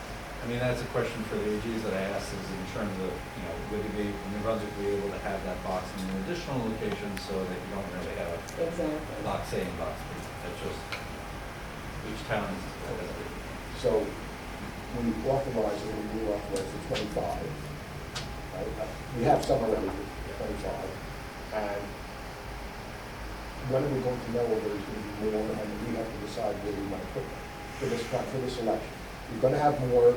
We know that with this new legislation, we're going to have to put one at Rutgers, we're going to have to put one at Middlesex County College. And some of the boxes. We may have a problem with Rutgers too, we may, just depending on who they mean.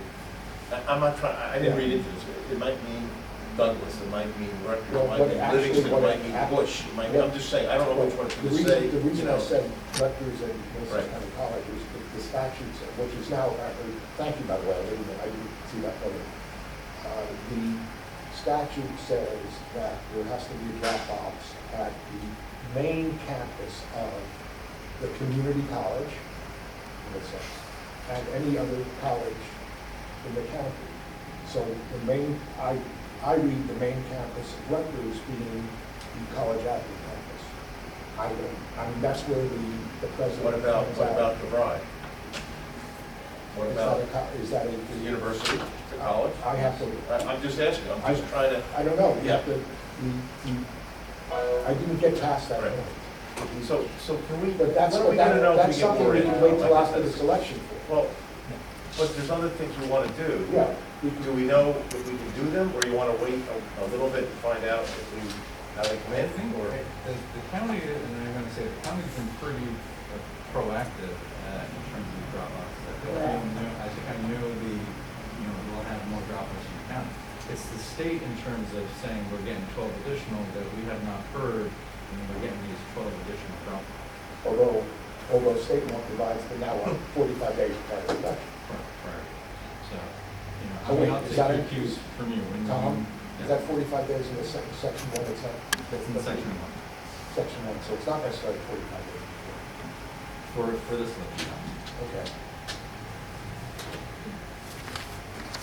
Do we have time, we have another meeting, do we have time to see what comes in and then to vote?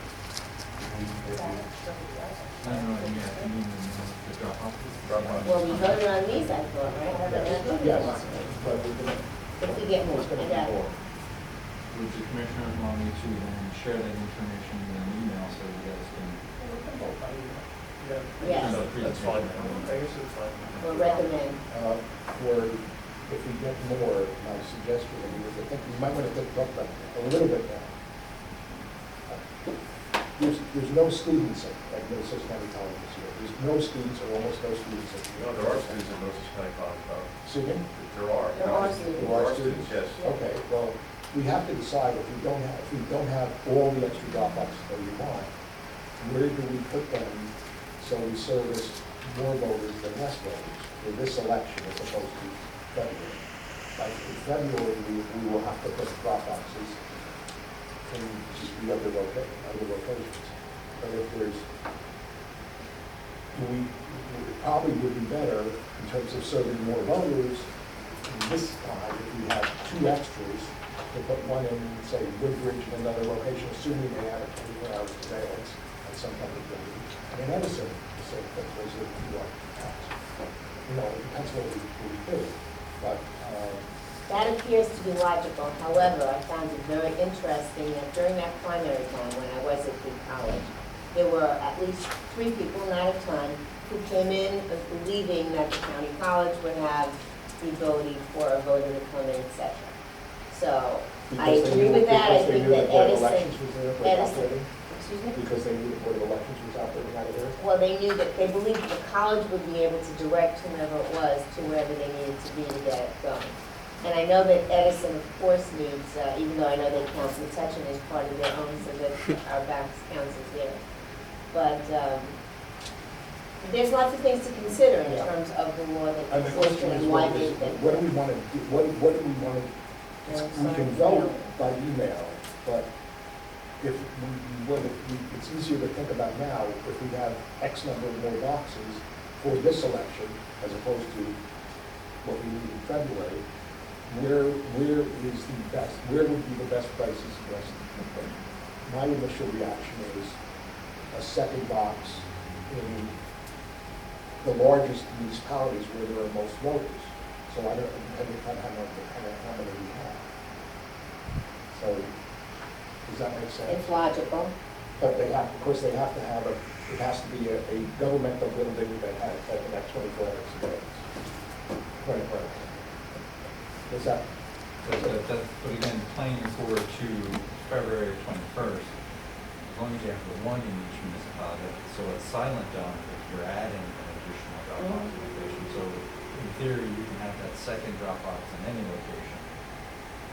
Yes, Within the municipality. but we still need a 24-hour. Correct. We still But in need terms of location, Based you on could the be, executive order, we still need a 24 you hour. could be a little bit more. And I believe the executive creative order with says location. municipal, What's that? and I believe the executive order says also that municipal, public buildings. Right, the executive order, public buildings, 24 hours a day. But in the law, it says 24 as well, so I mean, that statute, that's. Yes, but the statute to some extent carries what the executive order does that extent. So, do we want to direct Tom, based on the number of drop boxes we have, to add an extra drop box in the largest towns going down population, assuming there is a location and it works? And then for us to vote on it? So we can vote. Well, I'd have to, I mean, You gotta find out first what we got. I can find out where we are in terms of Let's find drop-off. out, and then we can talk to the clerks, and let the clerks give some input, and then they can put a whole package together for us. And I think I am the most lax in terms of responding to emails in a timely manner, so I promise that from now through election time I will be better. And I think as soon as we get any information, we can move quickly, all right? All right. Well, I just want to give So that we some all get a direction about response. what we're thinking about. Fine. Okay, discussion on county clerk election information center next on the agenda. Got information on that. I don't even know what I read in the paper. That was the email that I forwarded from the county clerk's office, in terms of the county clerk wishing to do election information centers at a couple of municipalities. I think it was, Edison, Three libraries, Edison, for family. Edison, Monroe, and Perth Amboy. And then as part of that, in terms of prevalence, to your duties would be a request to move or add drop boxes to the libraries. And again, the ones we just approved, Monroe had asked for a library. Perth Amboy, the box is currently at the municipal It's actually a public safety complex. public safety complex, but it's not, the Perth Amboy one is not, it's not Chain. anchored into the ground. It's chained at the moment to a structure that is in the ground. And so, and then Edison, which the chairman brought up earlier, so. So again, those are existing ones. And again, in terms of just the, again, the commissioners, or the clerk so desire to move the existing boxes to a location that is the library. Again, coming forward to what Commissioner Katz said in terms of population size and drop boxes. Again, we wanted to move the boxes to the library, at least for Hamburg, it's not really anchored to anything, it could be moved from one location. The clerk in Edison is recommending one, the clerk in Perth Amboy recommending the library? The only follow-up I received is that the clerk's office has been in communication with the clerk in Perth Amboy and Monroe. Edison, there's a drop box firm in Edison and we're using. It's at the municipal By building? town hall, by the. Is the libraries over in Plainfield Avenue? No, North Edison has a library. Three libraries, actually. Three libraries. Well, where did where does the county clerk want to be? They want to do it at the library and at But there's two libraries, so three. Well, I forget it was, North I Edison. think it was the main library at the. That's the one on Plainfield Avenue. Which is Don't another. say that. One Edison. No, but the main, he's saying the main, location-wise, the main library is on Plainfield Avenue. Right. There's another library that's up North Edison, near kind of J.P. Stevens area. Yeah. That's the one I think she wants to go to. It's not. Okay. I would be very reluctant to move Dropbox locations that are in the primary and put down where even if it's just chain. And the one in Edison, which is a municipal complex, to some other location. If we have additional ones that we put it there, in Edison, if it's possible, although we probably would want to be in a different spot. But I would be very reluctant to do that. Monroe, I'm a little bit familiar with the complex. The municipal building is at the front of it, but not and just a few hundred yards further back is the library in the back. So that's Close enough. Close enough. But I would, personally, I wouldn't want to move the current location. Edison is trying to get an addition. If they But have the one, an addition. the one in Perth Amboy though, just can I do that, because I don't, where's the library in Perth Amboy? The library's downtown. The library's on Jefferson Street, which is, you know where Smith Street, you Yeah. know where Market Street, Madison Avenue is? Yeah, You know where the old, you know where the old Y was? It's a half a block from the old Y. okay. So, again, is the clerk recommending that, or is the?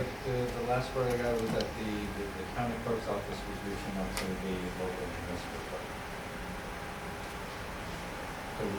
So again. I'd like to hear from the clerk, I mean, like Edison, we'll hear from the clerk, I'd like to hear from the clerk. So again, I can wait until I get feedback from the chair and make sure that Yeah, he if was. we're gonna move, I'd like us to vote on it, because I think that just adds confusion to the vote. If they- According if to they vote- Cheryl, she doesn't want the existing one moved. So, According to Cheryl Rusomano, she doesn't want the existing one moved. It's Edison. that's No, she doesn't understandable. want to move anything. The second one, right? Yeah, she just wants the second one. She wants another one, it makes It takes sense. 25 minutes to get from South Edison to North Edison. Yeah, so the Tax second, service, affordable. well, if we get a second one, then it can be at the North Edison Library. That's fine. But I didn't the reference to the You'll find out, But in terms of moving, Okay. Sarah goes out there more Girl Scouts election day bake sale. I got a letter, I just want to be candid with you. Are we allowing bake sales or Not not? in the same room. Huh? They can have it, but not in the same room. Yeah, we're gonna do that. We haven't passed. No, what we. No, I don't want to pass me, this is We have a really? pandemic, I just want to do the pandemic. I've been a Grinch and said no to people. That's what I'm saying, I've heard, well, I'm just saying, I've heard. It's okay. Are you grinching it or we're not grinching it? You have to Grinch it because if they impeded the voting process at all or slowed down, especially during Yeah. COVID, And and this, I don't. And I think I actually sent the clerk guidance because of last year, there were requests for Boy Scouts and Girl Scouts and other things, so I said, I think I could share that with commissioners. No, it's fine, I just want to make sure. What we've done in the past, we allow them not in the room, but in. It's not a good idea, Separate sir. rooms to live on. Sylvia's Connection saying with no, stuff right? matter. If you keep up the social distance. Sylvia, you saying no, they could be right? going right past it. You're saying no? You're saying no, right? I would say No? no for this election. Okay. For this election. Okay, for this election. thank you. No. Safety, health-wise, seriously. Yeah. Okay, we're down to administration report. You got a Steve, report? do you need your papers back? No, that's okay. Commissioners, pretty much everything we've talked about today has been covered. I really don't have too much to add. So I don't know if Linda. I have nothing. I'm looking for that email for you. I actually have a series of other things, but they can wait until after the, except for one. If I go into the others, it'll be a lot more, so we'd be interested in hearing more. The situation in terms of counting, counting the write-ins, right? In the primary election, and I have a specific instance, in the primary election, the Jamesburg results show no council write-ins for someone named Shannon Spillane, who's a former councilwoman in the chair. And she had one vote for her for freeholder or something else. And she and her mother absolutely wrote in her name, and there's no record of that.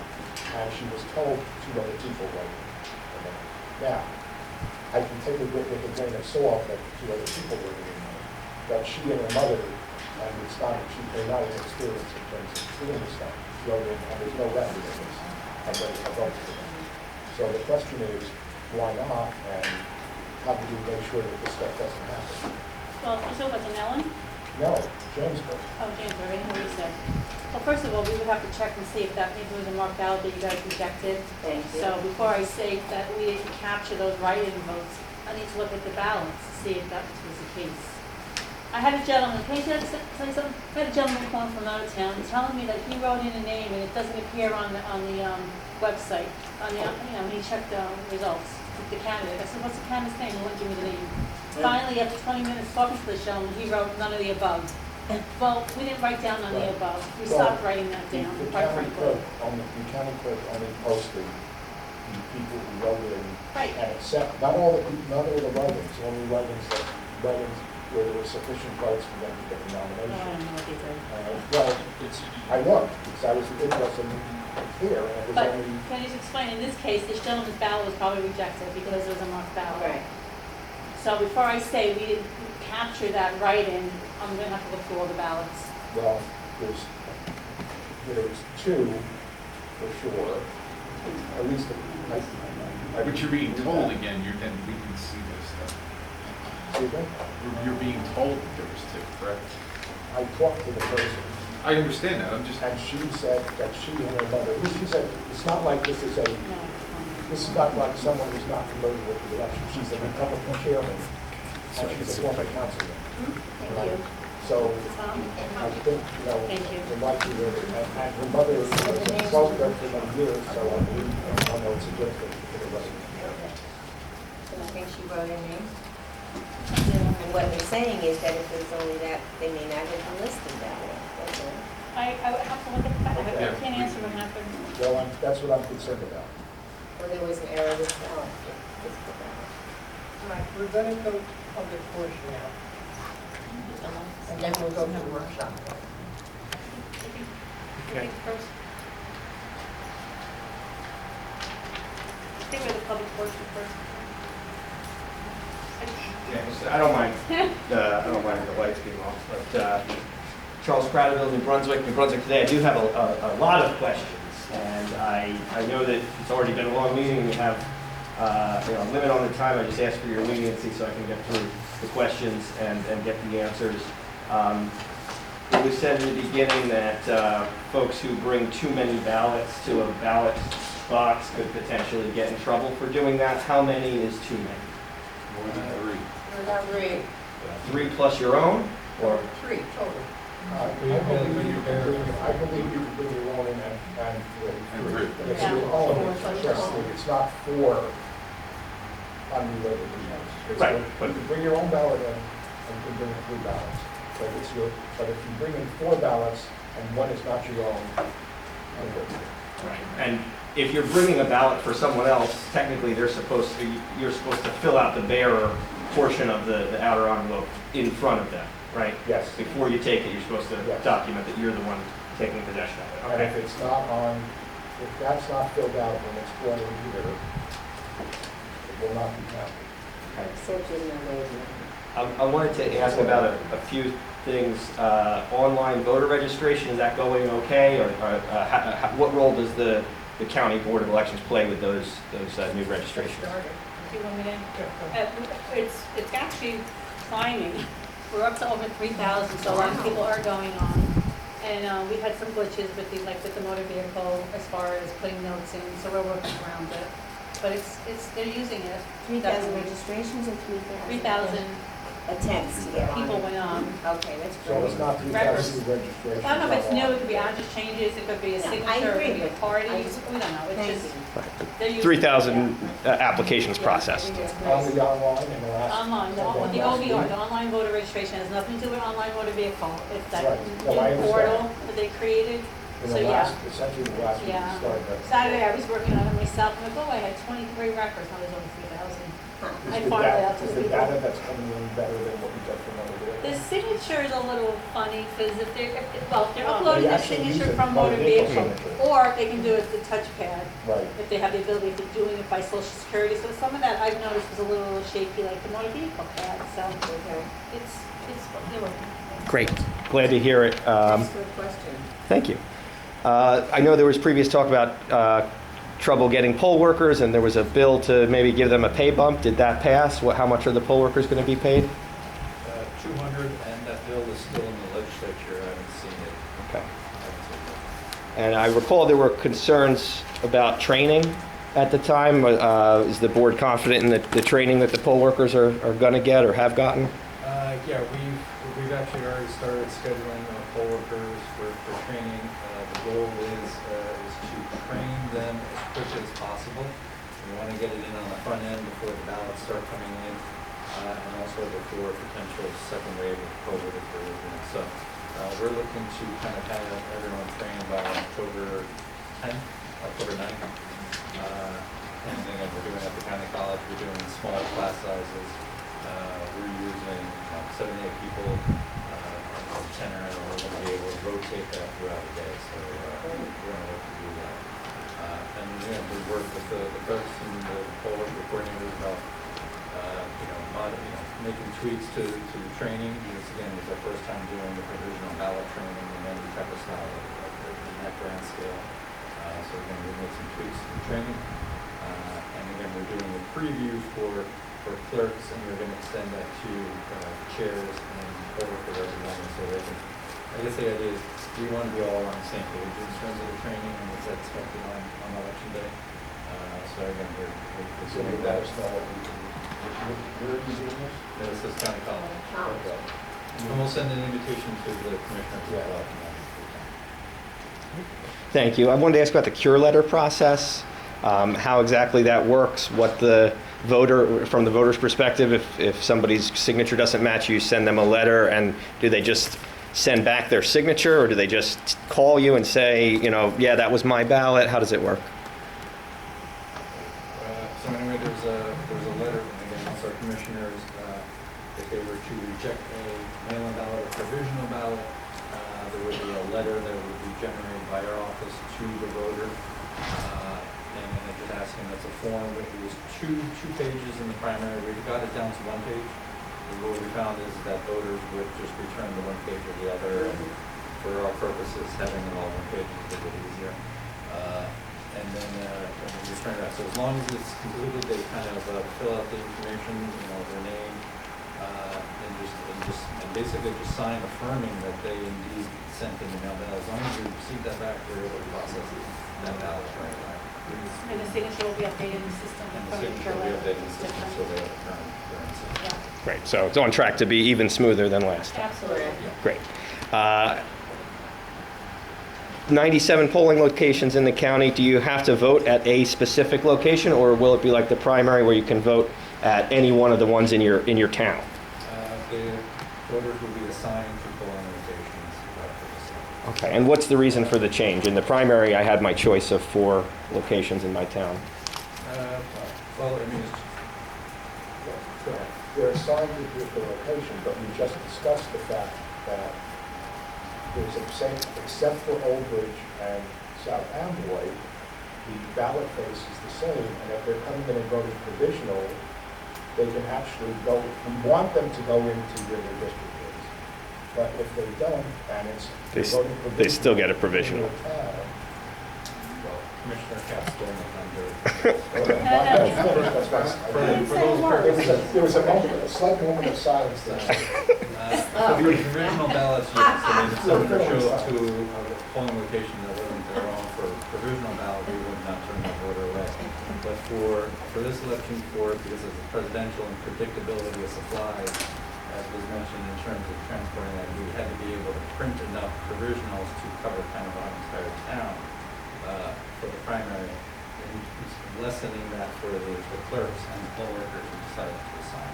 And also it's presidential, and we had more locations, so it was just a matter of. And the executive order also required, because we are accepting mail-in ballots, that you have to bring it to your polling place, your individual, because they do want to see your signature. So in order for us to do that, we have to isolate that and then poll books for the whole town. Because that would just be too many. Thank you for that. That was addressed. So mail-in ballots must also be dropped at the specific location for that voter. You can't show up in a different town or at a different location, just say, here, take this. They're not supposed to accept it. If you want to put something in your online paper, you can recommend, this is my position, not necessarily the board's position. You could recommend that instead of bringing it into the polling place, that they put it in the Dropbox. Right, because Dropboxes, you can do any of the Dropboxes. Yes. You could drop, I could go to Perth Amboy and drop mine in there and be fine. Okay, thank you.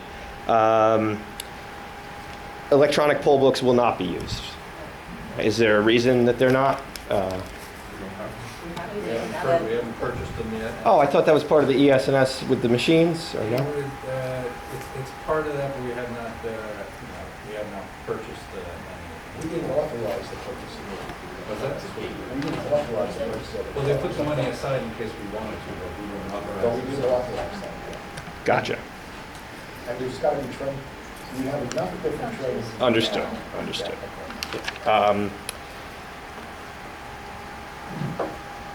Seals was a topic of discussion at the last meeting. Is everybody confident about the seals that'll be on those boxes? Was that issue addressed, resolved? Is it followed, when they're talking about wording that in terms Right. of. Yes. The consistency from then back to then. Yeah, I think the clerk's office indicated that we would be putting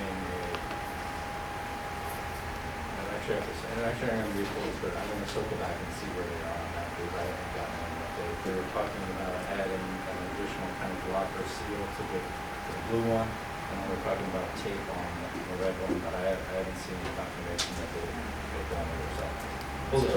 I'll find out. I'll come back to the Thank you. And to be clear, the provisionals and the mail-ins will both be going in the same ballot box? There's no bags involved this time, Yeah, we just the don't one do box? Multiple bags, I think one bag is a little bit easier. So again, the procedure would be is that the day of the election, we would take out the mail-in ballots and begin to process them. And then just count and just organize the provisionals for when we actually research. Thank you. And it's my understanding, for the first time, folks who have a disability and want to use the voting machine are going to have to sign some type of certification before they're allowed to do that? Is that, that's in the works? Or that was done in the primary? That's according to the executive order, we again don't have that. It's not up to us, we're just following the vote. So they're just updating the form, I guess? That's it. Gotcha. What about May 12th? Was it used on May 12th? Did they have to sign? I know we had one voter in New Brunswick. Yes, we had it was a small makeshift that we were Steve, throwing I think in. his question is like previous to the primary. Yeah, May So 12th. Disabled voters still have to assign a disability certificate. Yes. in order to use the- Which we did use on May 12th. There was a form that we had concocted Oh, yes. that the state told us we had to do, that we were required to have it there. So our process was the same thing, we had to look the voter up. We called just to make sure they didn't send it in envelope by mail. And then afterwards, they actually signed the certificate stating that they were there. Okay. They had ATV on it too, right? ATV was on There- there? We have ATV with it, Certificate, yes. Yes, yeah, he did both of them Yeah. on one. Understood. Because Since COVID and since that, we've had to have that. Gotcha. So there was one in New Brunswick, and the Old Bridge, there was One. zero. Yeah. Wasn't there a fire district election No, that That was canceled. that was canceled? Or Oh, postponed. gotcha. Thank you. 2011. The ADA thing is a concern for me, just because I know, I heard a story of someone who was denied the right to use that. They were, legitimately needed to use it because they had a vision problem. Somebody told me that they were not able to use that. Is there any, recourse or enforcement if someone wants to use the machine, they're willing to sign the thing? Yeah, we never turn anybody to deny, ever. Right, I would think, That's not- yeah. That's not how they're trained. And Was the person wrong? Or I, they just alleged they could, well, Well, they I- could see you and they could do everything, but they say, you Do we have know a what- great vision? Do you know what town this is? Just out of curiosity. I believe it was Woodbridge, but I can check with my source and follow up. Certainly, if they were wrong, that it would absolutely. Yeah, I know, but from the poll workers' perspective, I think they were saying, oh, it's going to be more work. If we let one person vote on the voting machine, then we've got to do a lot more work at the end of the night. So they said, just, don't do that. And they were It would be dissuaded. appreciated if you got the details of that, to Please. let us know. Okay. Because if you have a poker that it would not allow people to do it. The training was consistent. Yeah. Exactly. I'm sure the training was. For everyone was that. We get generalized complaints, but if you don't know where and who, you can't come to cure Yeah. it. So if you can track it further down and let us know, we would be. If my source gives me permission to, I will give you all the details. So another concern is the 10-day, the canvassing of ballots, the opening of the ballots 10 days beforehand.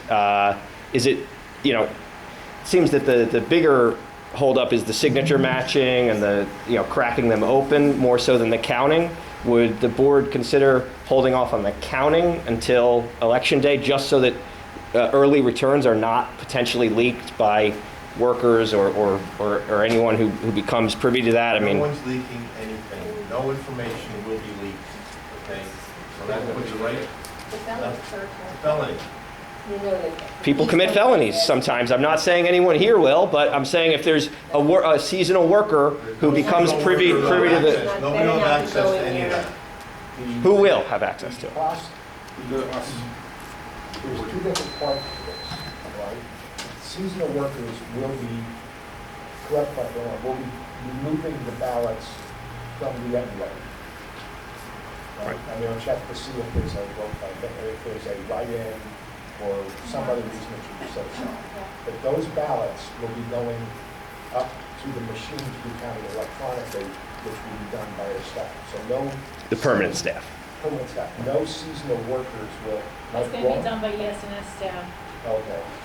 They're actually doing a lot of They're things gonna, like- they're gonna, yeah, Yeah, run that's the right, machine. okay. Okay, so ES&S staff will know early returns. Board of Elections staff will know early returns. Will the commissioners know early They returns? would have to be report generated of those. There's one thing to tabulate it. There's another thing where the report is generated and you're able to see what, John Smith and Joe Smith, in whatever town. So I've already had conversations with the vendor, and that my instructions is that no report of any kind would be generated from when we start 10 days out to, Until election. to election day. So only the computer would know. Only the computer would know. So Is there any way on those machines to determine whether or not a report is from them? Yes, and then that was part of the discussion with the state, is that they would be doing a randomized audit of counties, of voting, or excuse me, tabulators, and if an audit of a county, they would determine a report was generated prior to election day, that they would forward it to the Attorney General's office, and they would, like I said, we plan to enforce this provision. No report, however, each run through the machine is verified. In other words, you're putting in for argument, right, 300 ballots. The person who's doing it knows that 300 ballots were counted. I don't need to know what the result was, but every run, so there's no loss of votes from the machine. That check will be there. Thank you. The difference. We're all, very concerned, you know that. The difference- I do. And The difference from what was done in the past is only that it was only being opened, it was only being That's a counted big by the difference, machine. I know, on election day. So, but until the report is generated, nobody really knows. So if no report's going to be generated before election day, like you just said, and it can be identified if the report was run, and the AG might audit to show whether it was run, then. right, but if it shows it was run, it wouldn't necessarily say who ran it. You wouldn't necessarily be able to know You when. know that somebody did something and, Well, no, the tabulator will tell you who logged in. Yeah. There's Yes. credentials There's to no get magic into button it. you press it, and you just Yeah, get a you report. need to sign in. You sign in. And so again, we're doing on hypotheticals, if someone generated for we would be able to identify the person. Good. But our vendor is no more interested than me or the man on the moon being able to tell the report being generated. Plus, if we get 4 machines, we're gonna have 4 vendors, or like 4 different techs running, because there's only 1 tech per machine. So they're only running one, they're not running every machine and standing there and supervising the whole thing. They're literally taking ballots and putting in it, and they're done with their staff. And that's it, report would be that's what generated I'm. after the machine. Yeah, we have to be after, otherwise you don't know what you're doing, you're just putting them in all day. Gotcha. Well, that does address my concerns, but I still think it would be best to hold off on any counting until Election Day. All the other work could be accomplished, and that's the bulk of the work. Would that be something the board is, I don't think that's possible. There's no time. sorry? Well, you don't have to start counting 10 days early. You can, right? We do. You think there's going to be a need to do it? I would say respectfully for, let's say, $350,000, we have until November 20th to certify the election. If they're looking at potentially, 30,000 provisionals, that's going to eat up all that time. So whatever we're able to open, tabulate before election day, is going to allow us to do all that, which we need to do post election day. So, I mean, if we didn't need to do it, I would say let's focus on something else, but I think we really need to open those up again and tabulate before. We need to really attack the provisionals after that. Just to envision this, even if we had everything set beforehand, physically, you can do about 50,000 a day. That's what Thomas said. 50,000 times 300,000, that's 6 days. You do that way. But you have, if you do that from election day on, you have both on mail ballots that are coming in for the next week that have to be processed and then counted, and then you have all the provisional ballots. So you have to be, in order to meet the deadline, which is less time than we would use in the primary, We really need to do it. Am I enthused? I am not enthused, but I understand it, and based on what we were required to do, and the whole concept of the rules, we do. We need to move forward. Yes. Charlie, do you Yes. have any other questions? Yeah, I'll just wrap up with well, one question and some comments. Being an at-large challenger, is that something that's possible for me? Is that if I put in a, No, the at-large challenge, the statute provides that each party, each of the two major parties, have one at-large challenger per municipality plus 2 extra ones in a different statute. So in Middlesex so County, only the parties? the Republican Party has 27 at-large challengers, the Democrat Party. Okay. Go to your chair. But if I want to be there at the county college, I could apply for a regular credential for that, If you have a candidate that, or a ballot question? yeah, Okay. And I do want to just make a few comments on some of the things I heard today, that Rutgers University students absolutely should be able to vote in New Brunswick. The pandemic may have displaced some of them, it may have affected their housing, but it doesn't mean that they lose their right to vote in the New Brunswick elections. I understand it. I understand where you're coming from, but I also understand that, in many ways, these things are beyond their control, beyond our control, and the last thing we want to do is disenfranchise anyone. be told so they register where they live. Because if they Sure.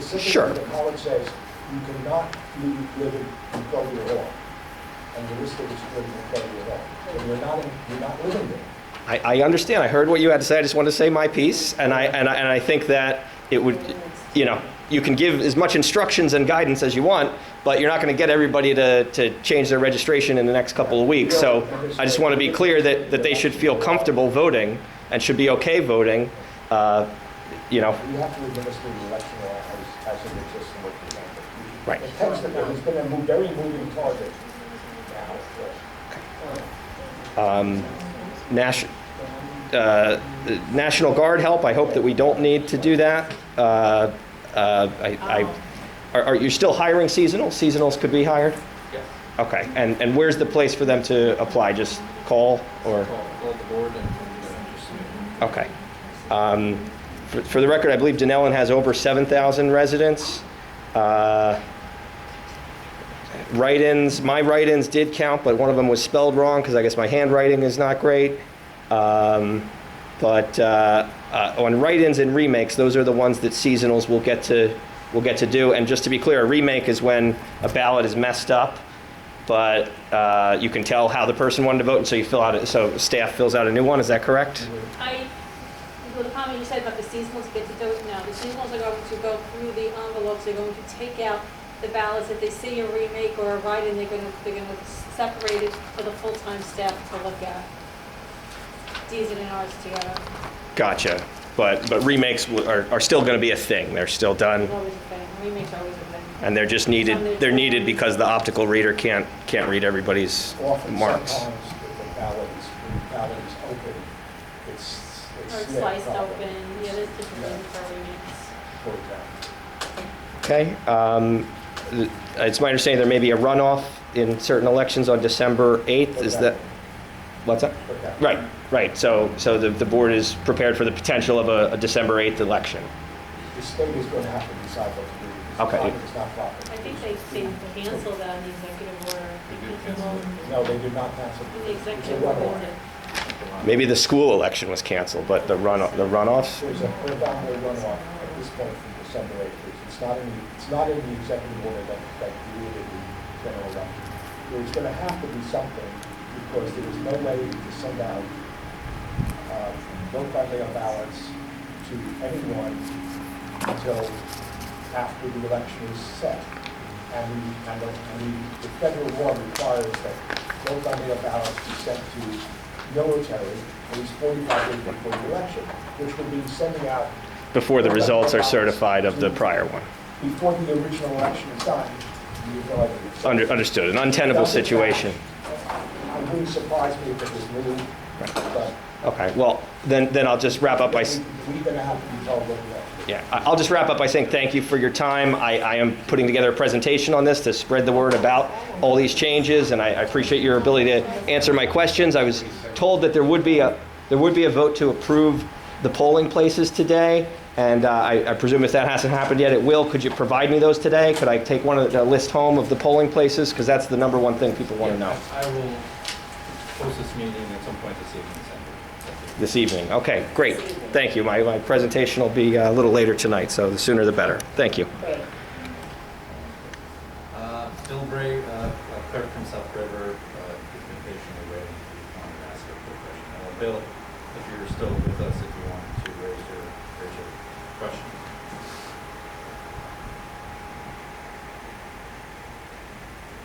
You need to unmute yourself. There you go. I'm still here, but I didn't have a question. I'm sorry, Bill? I'm still here, but I do not have a question. Okay, all right, great. And so if you wanted to quickly, How long is this going to take? I can run through it pretty quickly and just give you the, yeah, I'm kind of aware of that. Yeah. Did we approve the The lights. Oh, very well. Did we, or? I don't remember seeing it. I move that we approve the list of home locations as presented. Second. Chairman Engel? Yes. Commissioner Franklin? Yes. Commissioner Cast? Yes. Commissioner Moskowitz? Yes. Okay. I know. Steve, Understanding is no doubt. safety group, can you please? Thank you. So again, just going through these were the submitted marked ballots that Linda and Maria had put together that this board had acted on, that we kind of showed to the EAP's office, and that they kind of gave their feedback on. By and large, I would say that they would either say to, in terms of going to court and defending it, that they would say they would probably decide to accept most, if not all, of the ballots. And I'll kind of highlight the ones where they said that the direction was not to reject the ballot. I would proceed to whatever I say for this, is for this election, not necessarily for future elections. So instances where there's just a circle around either a candidate or a column or a name, the AG's office interpretation may be that ballot could be counted by the board. Again, this kind of, another illustration of it is fill the oval and circle the oval that the intended voter was to vote for by that circles or squares or anything like that would not, in terms of their opinion, would not constitute a mark. Going on another situation, again, they circled and then again, Linda and Maria were the ones that highlighted the really Oscar's highlight. So can we just hold on for a second, because it appears that the first three examples were examples of people filled in the circle correctly, and then they decided to say that they were voting for the line or something, so they circled the Democrat or Republican or something. So are we going to vote? I think these are examples. Because they filled in For the this circle. election, I agree with that. Because they filled in the circle, you think it's more valid I despite think the the other intent, I markings think what we're on saying it. is the intent, right? The So intent we of filling in would a think circle on was that. correct.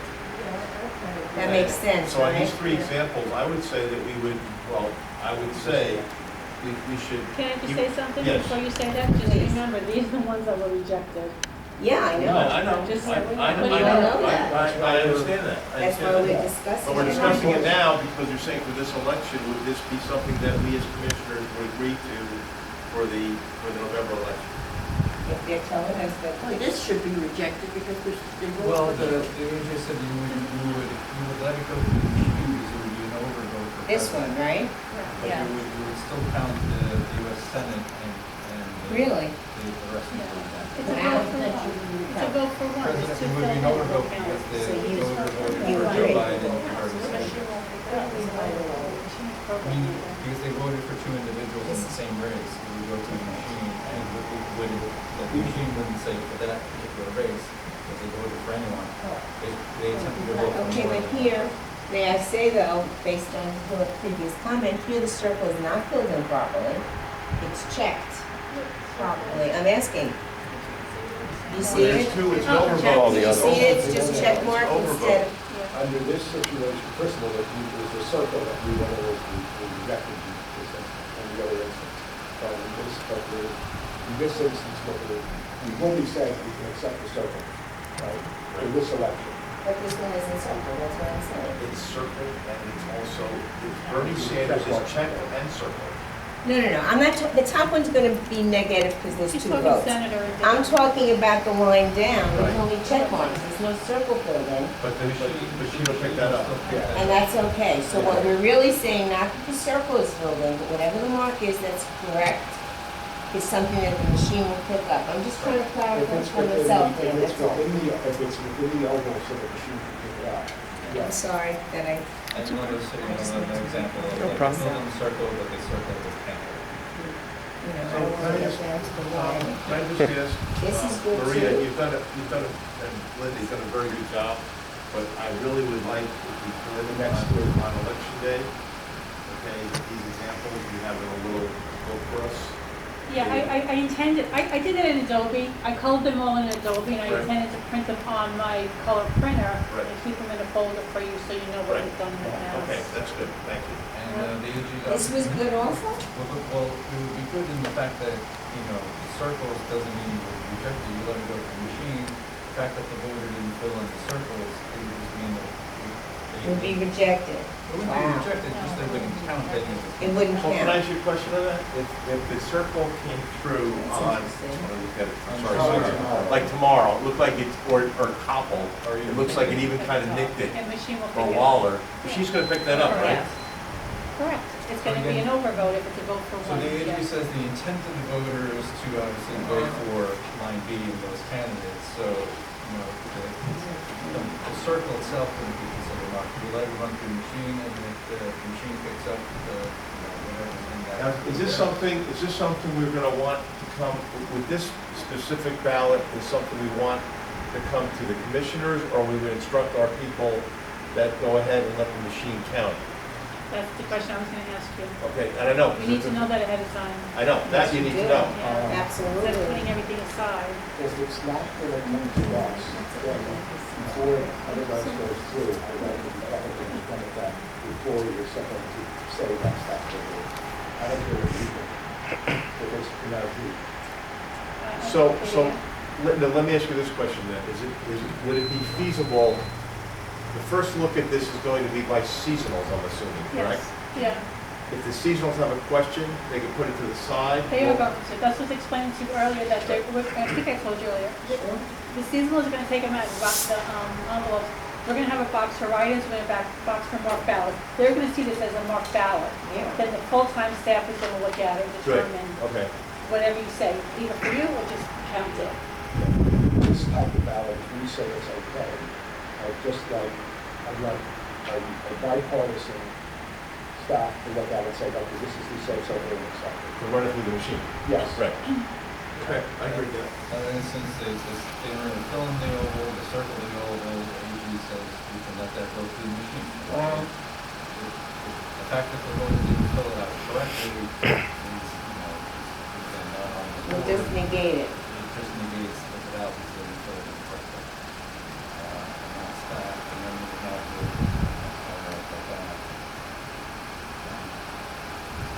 crossed off. These are instances where the voter crossed something out. So in this situation, the building for person, Patricia Flanagan, I guess if you want to surmise the intent, that maybe it was put in Patricia Flanagan and then decided they wanted to vote for her sin. So they crossed out Flanagan, and it looks like either north or no, and put in her sin. The AG says you, again, you would do an overvote for that Again. contest, but you would still count those over the wall at Mascom, Quality, Wow. or President Trump. That's up to us. No, he's saying no. No, your attorney general is giving you his opinion, right? The question is, you've got this and they note something on it, so you don't know. The question is whether you want to do that. I'm a little iffy. And I'm No, he not trying wrote to get no that- because everything else is what's going on, not the no Well, stuff. kind of the discussion that they had was is that again, simple words like no, not him, or no way, wouldn't constitute a marked ballot. So something like make America great again, Black Lives Matter, or, Yeah, we do have a that. phrase That's or a one. slogan that could be used to identify would constitute more of a marked ballot. Wow. Same thing here, they were saying that for the personal choice, when someone writes in the personal choice, one, first, my memory, but they put in B for like line B, we would still count that ballot. If they wrote in they wrote in the candidate and filled it in, we'd still count it because Is the marking was correct? the only way you would reject that race is if they only wrote in Cory Booker and filled in the oval and didn't actually fill in the circle. If they only wrote it in, the circle wasn't filled in. Yeah. But if his name's on the ballot and they wrote it in, it's not counted. Correct. We would consider it oval. So that would be run through the machine? Circle is God. Yeah, there's nothing, the machine's not gonna pick up anything, the ovals are not filled in. Wait, no, Except for I'm the sorry, on other a US senator, I'm looking at on a personal US choice. senator, Okay. it's filled in. Yeah. So, Oh, it's the filled mach- in? Yeah, Yeah, the second it is one. filled in. The write-in is? Yes. Oh, okay, yeah. Then it's an So over. in this case, the machine would say it's an overvote for Yeah. senator. Correct. Right. And then in this case, because of the House of Representative, who, I don't know who that name is, in writing. Watson, but they But- didn't fill in the Bonnie. circle. But would that, I just want to understand for myself, would that vote count No, in the no, machine? it's not gonna count in the machine because the oval's not filled in. We're not gonna count it as a Right. write-in because the oval's not filled in. Right, so you'll just, okay, and for president in this case, also that will be, so the first three positions will not be counted in the machine. Correct. But the Well, circles the are first filled one in. would be the presidential one, Well, but the write-in, he's talking the personal choice one is gonna be counted. No, right. I'm sorry. Personal choice is not counted for Right. the president. The Biden one is counted. Okay. Because they didn't color in the Right. personal this Personal choice. choice. election, Right, I got would that. agree. I said it's not worked the out. oval Okay. is, I don't think I would Understand. necessarily agree in the other Understand. elections that that's Okay. not worked out. Okay. In another instance, so, they use process here, they kind of maybe filled in, you can see maybe Joe Biden there, and they crossed it out and kind of filled in here. The AG's review would be that you could, they would say the event towards no counting ballot. But this does not constitute a marked ballot. right. It's the intent of voters to just vote for Joe Biden, and they made an error here. They either, cowardly did it, they was corrected, because they didn't fill in the circle, it wouldn't constitute a marked ballot. If they fill in the circle, it's still in the outside. Here they, I don't know what they attempted to do, they crossed it out and then they put the ballot corrected on that was not constituting a ballot. So again, running that through the machine, would Biden's vote count? Yes, because there's no other. there's Okay, no I other just want to make sure the machine's on the, yeah, okay.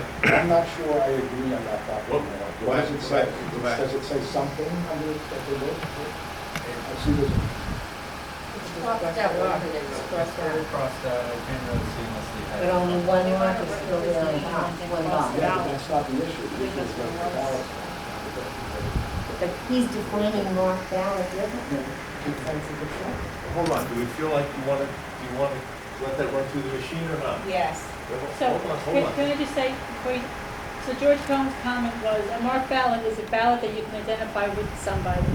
Unless they got that same exact marking on their certificate, and you can match the ballot with the certificate, oh, look, it's the The same voter marking. can say, That's what he said. the voter can say that I give a sneer against this box. And if nothing else, it doesn't ever count, and say, that's me. So if you can see that ballot, you can see that I did that ballot. But you're the only one who can identify and you're the voter.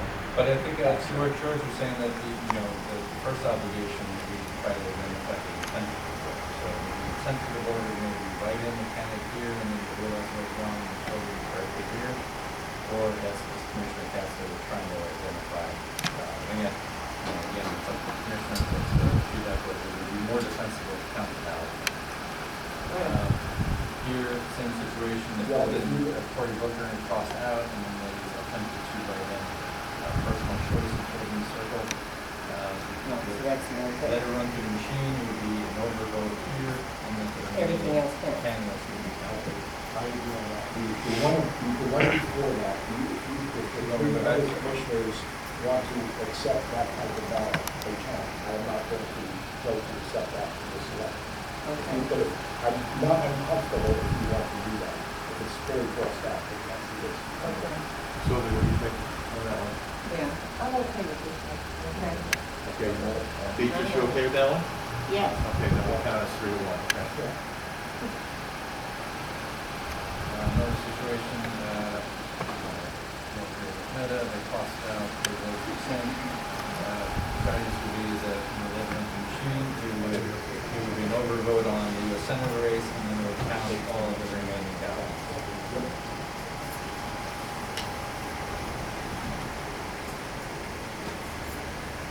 Same thing over here, began to write a write-in, scribble it out, and fill in a check mark, fine, Austin Coleman. And the machine picks these up? Like that? Yes, the machine would pick up, On the left side, yeah. as long as it picks up the ballots. It's not a question of the machine will pick it up. This is I have the same comment on this one as the other one. Right. I accept if you guys want to do one, I don't have any objection to it, then I would not. Because that came on the If we right? accepted the one previously, I think we have to accept this. Yeah. I just, So do you approve that? the only thing that's valid on that to me is that it's consistently marked straight down the line. They use the same, This was the one where he said, you could probably maybe. no, I don't like that. Well, yeah, you agree, that this constitutes a marked ballot, that could be an initial or Continue to mark it out. signature or some kind, so that could be a rejected ballot. Crossing out here. I don't like this one either. You like this one? Seriously? Dan, I don't like this one. Okay, I can pick this up next meeting. Yeah. Just look at this one quickly. I don't like this We'll put one. into booklets for you before the meeting? Yes, yes. Okay. We'll do that. And if you have it available earlier, just let us know it's here. If I don't pick up the booklet, or you pick up the booklet, we'll do this. Because the whole thing is marked out. There's only 2 positions marked up, so. What did Rick say about this one? So you can, intended voter, is you will vote for this line, so you, and Joe Biden, Cory Booker, you would just write it in the machine. Don, the other one scheduled on the 1st, but we figured it might be too quick. We're thinking about the 8th. That's fine. Well, wait, you say that, let me just look. I'm gonna say I have to say yes, I left my book in the car. If there's a problem, I'll call you back. But it's next month, then I'll vote on it. We have to change it for you, we'll come back and we'll change it, but let us Do you want know. me to run? Is that a motion? Yes. Great. No, I know, what time? I'm gonna check, I will. Okay. All right. You guys have to be here anyway. On the 8th, you have to be here? Yes. Well, there you go. Okay. That's, I'm sorry, that's a review, I'm sorry, that's a review for public, never mind. The public's gonna be there hearing, sorry. Thanks, Sharon. October 8th. We're moving the October 1st meeting to October 8th. Yeah, I know. No October 1. Commissioner Katz, Yes. Commissioner Mazel. Yes. Hey, Make a motion to adjourn? Second. That's my, Yes, you said yes. I think that's my sister. I say yes with her. Or it's not my brother's. I'm sorry, I gotta leave. Got it, got it. I apologize. Got it. This is because my sister and my brother, one is 60, the other is 80. Charlie, can you come by tomorrow, pick up that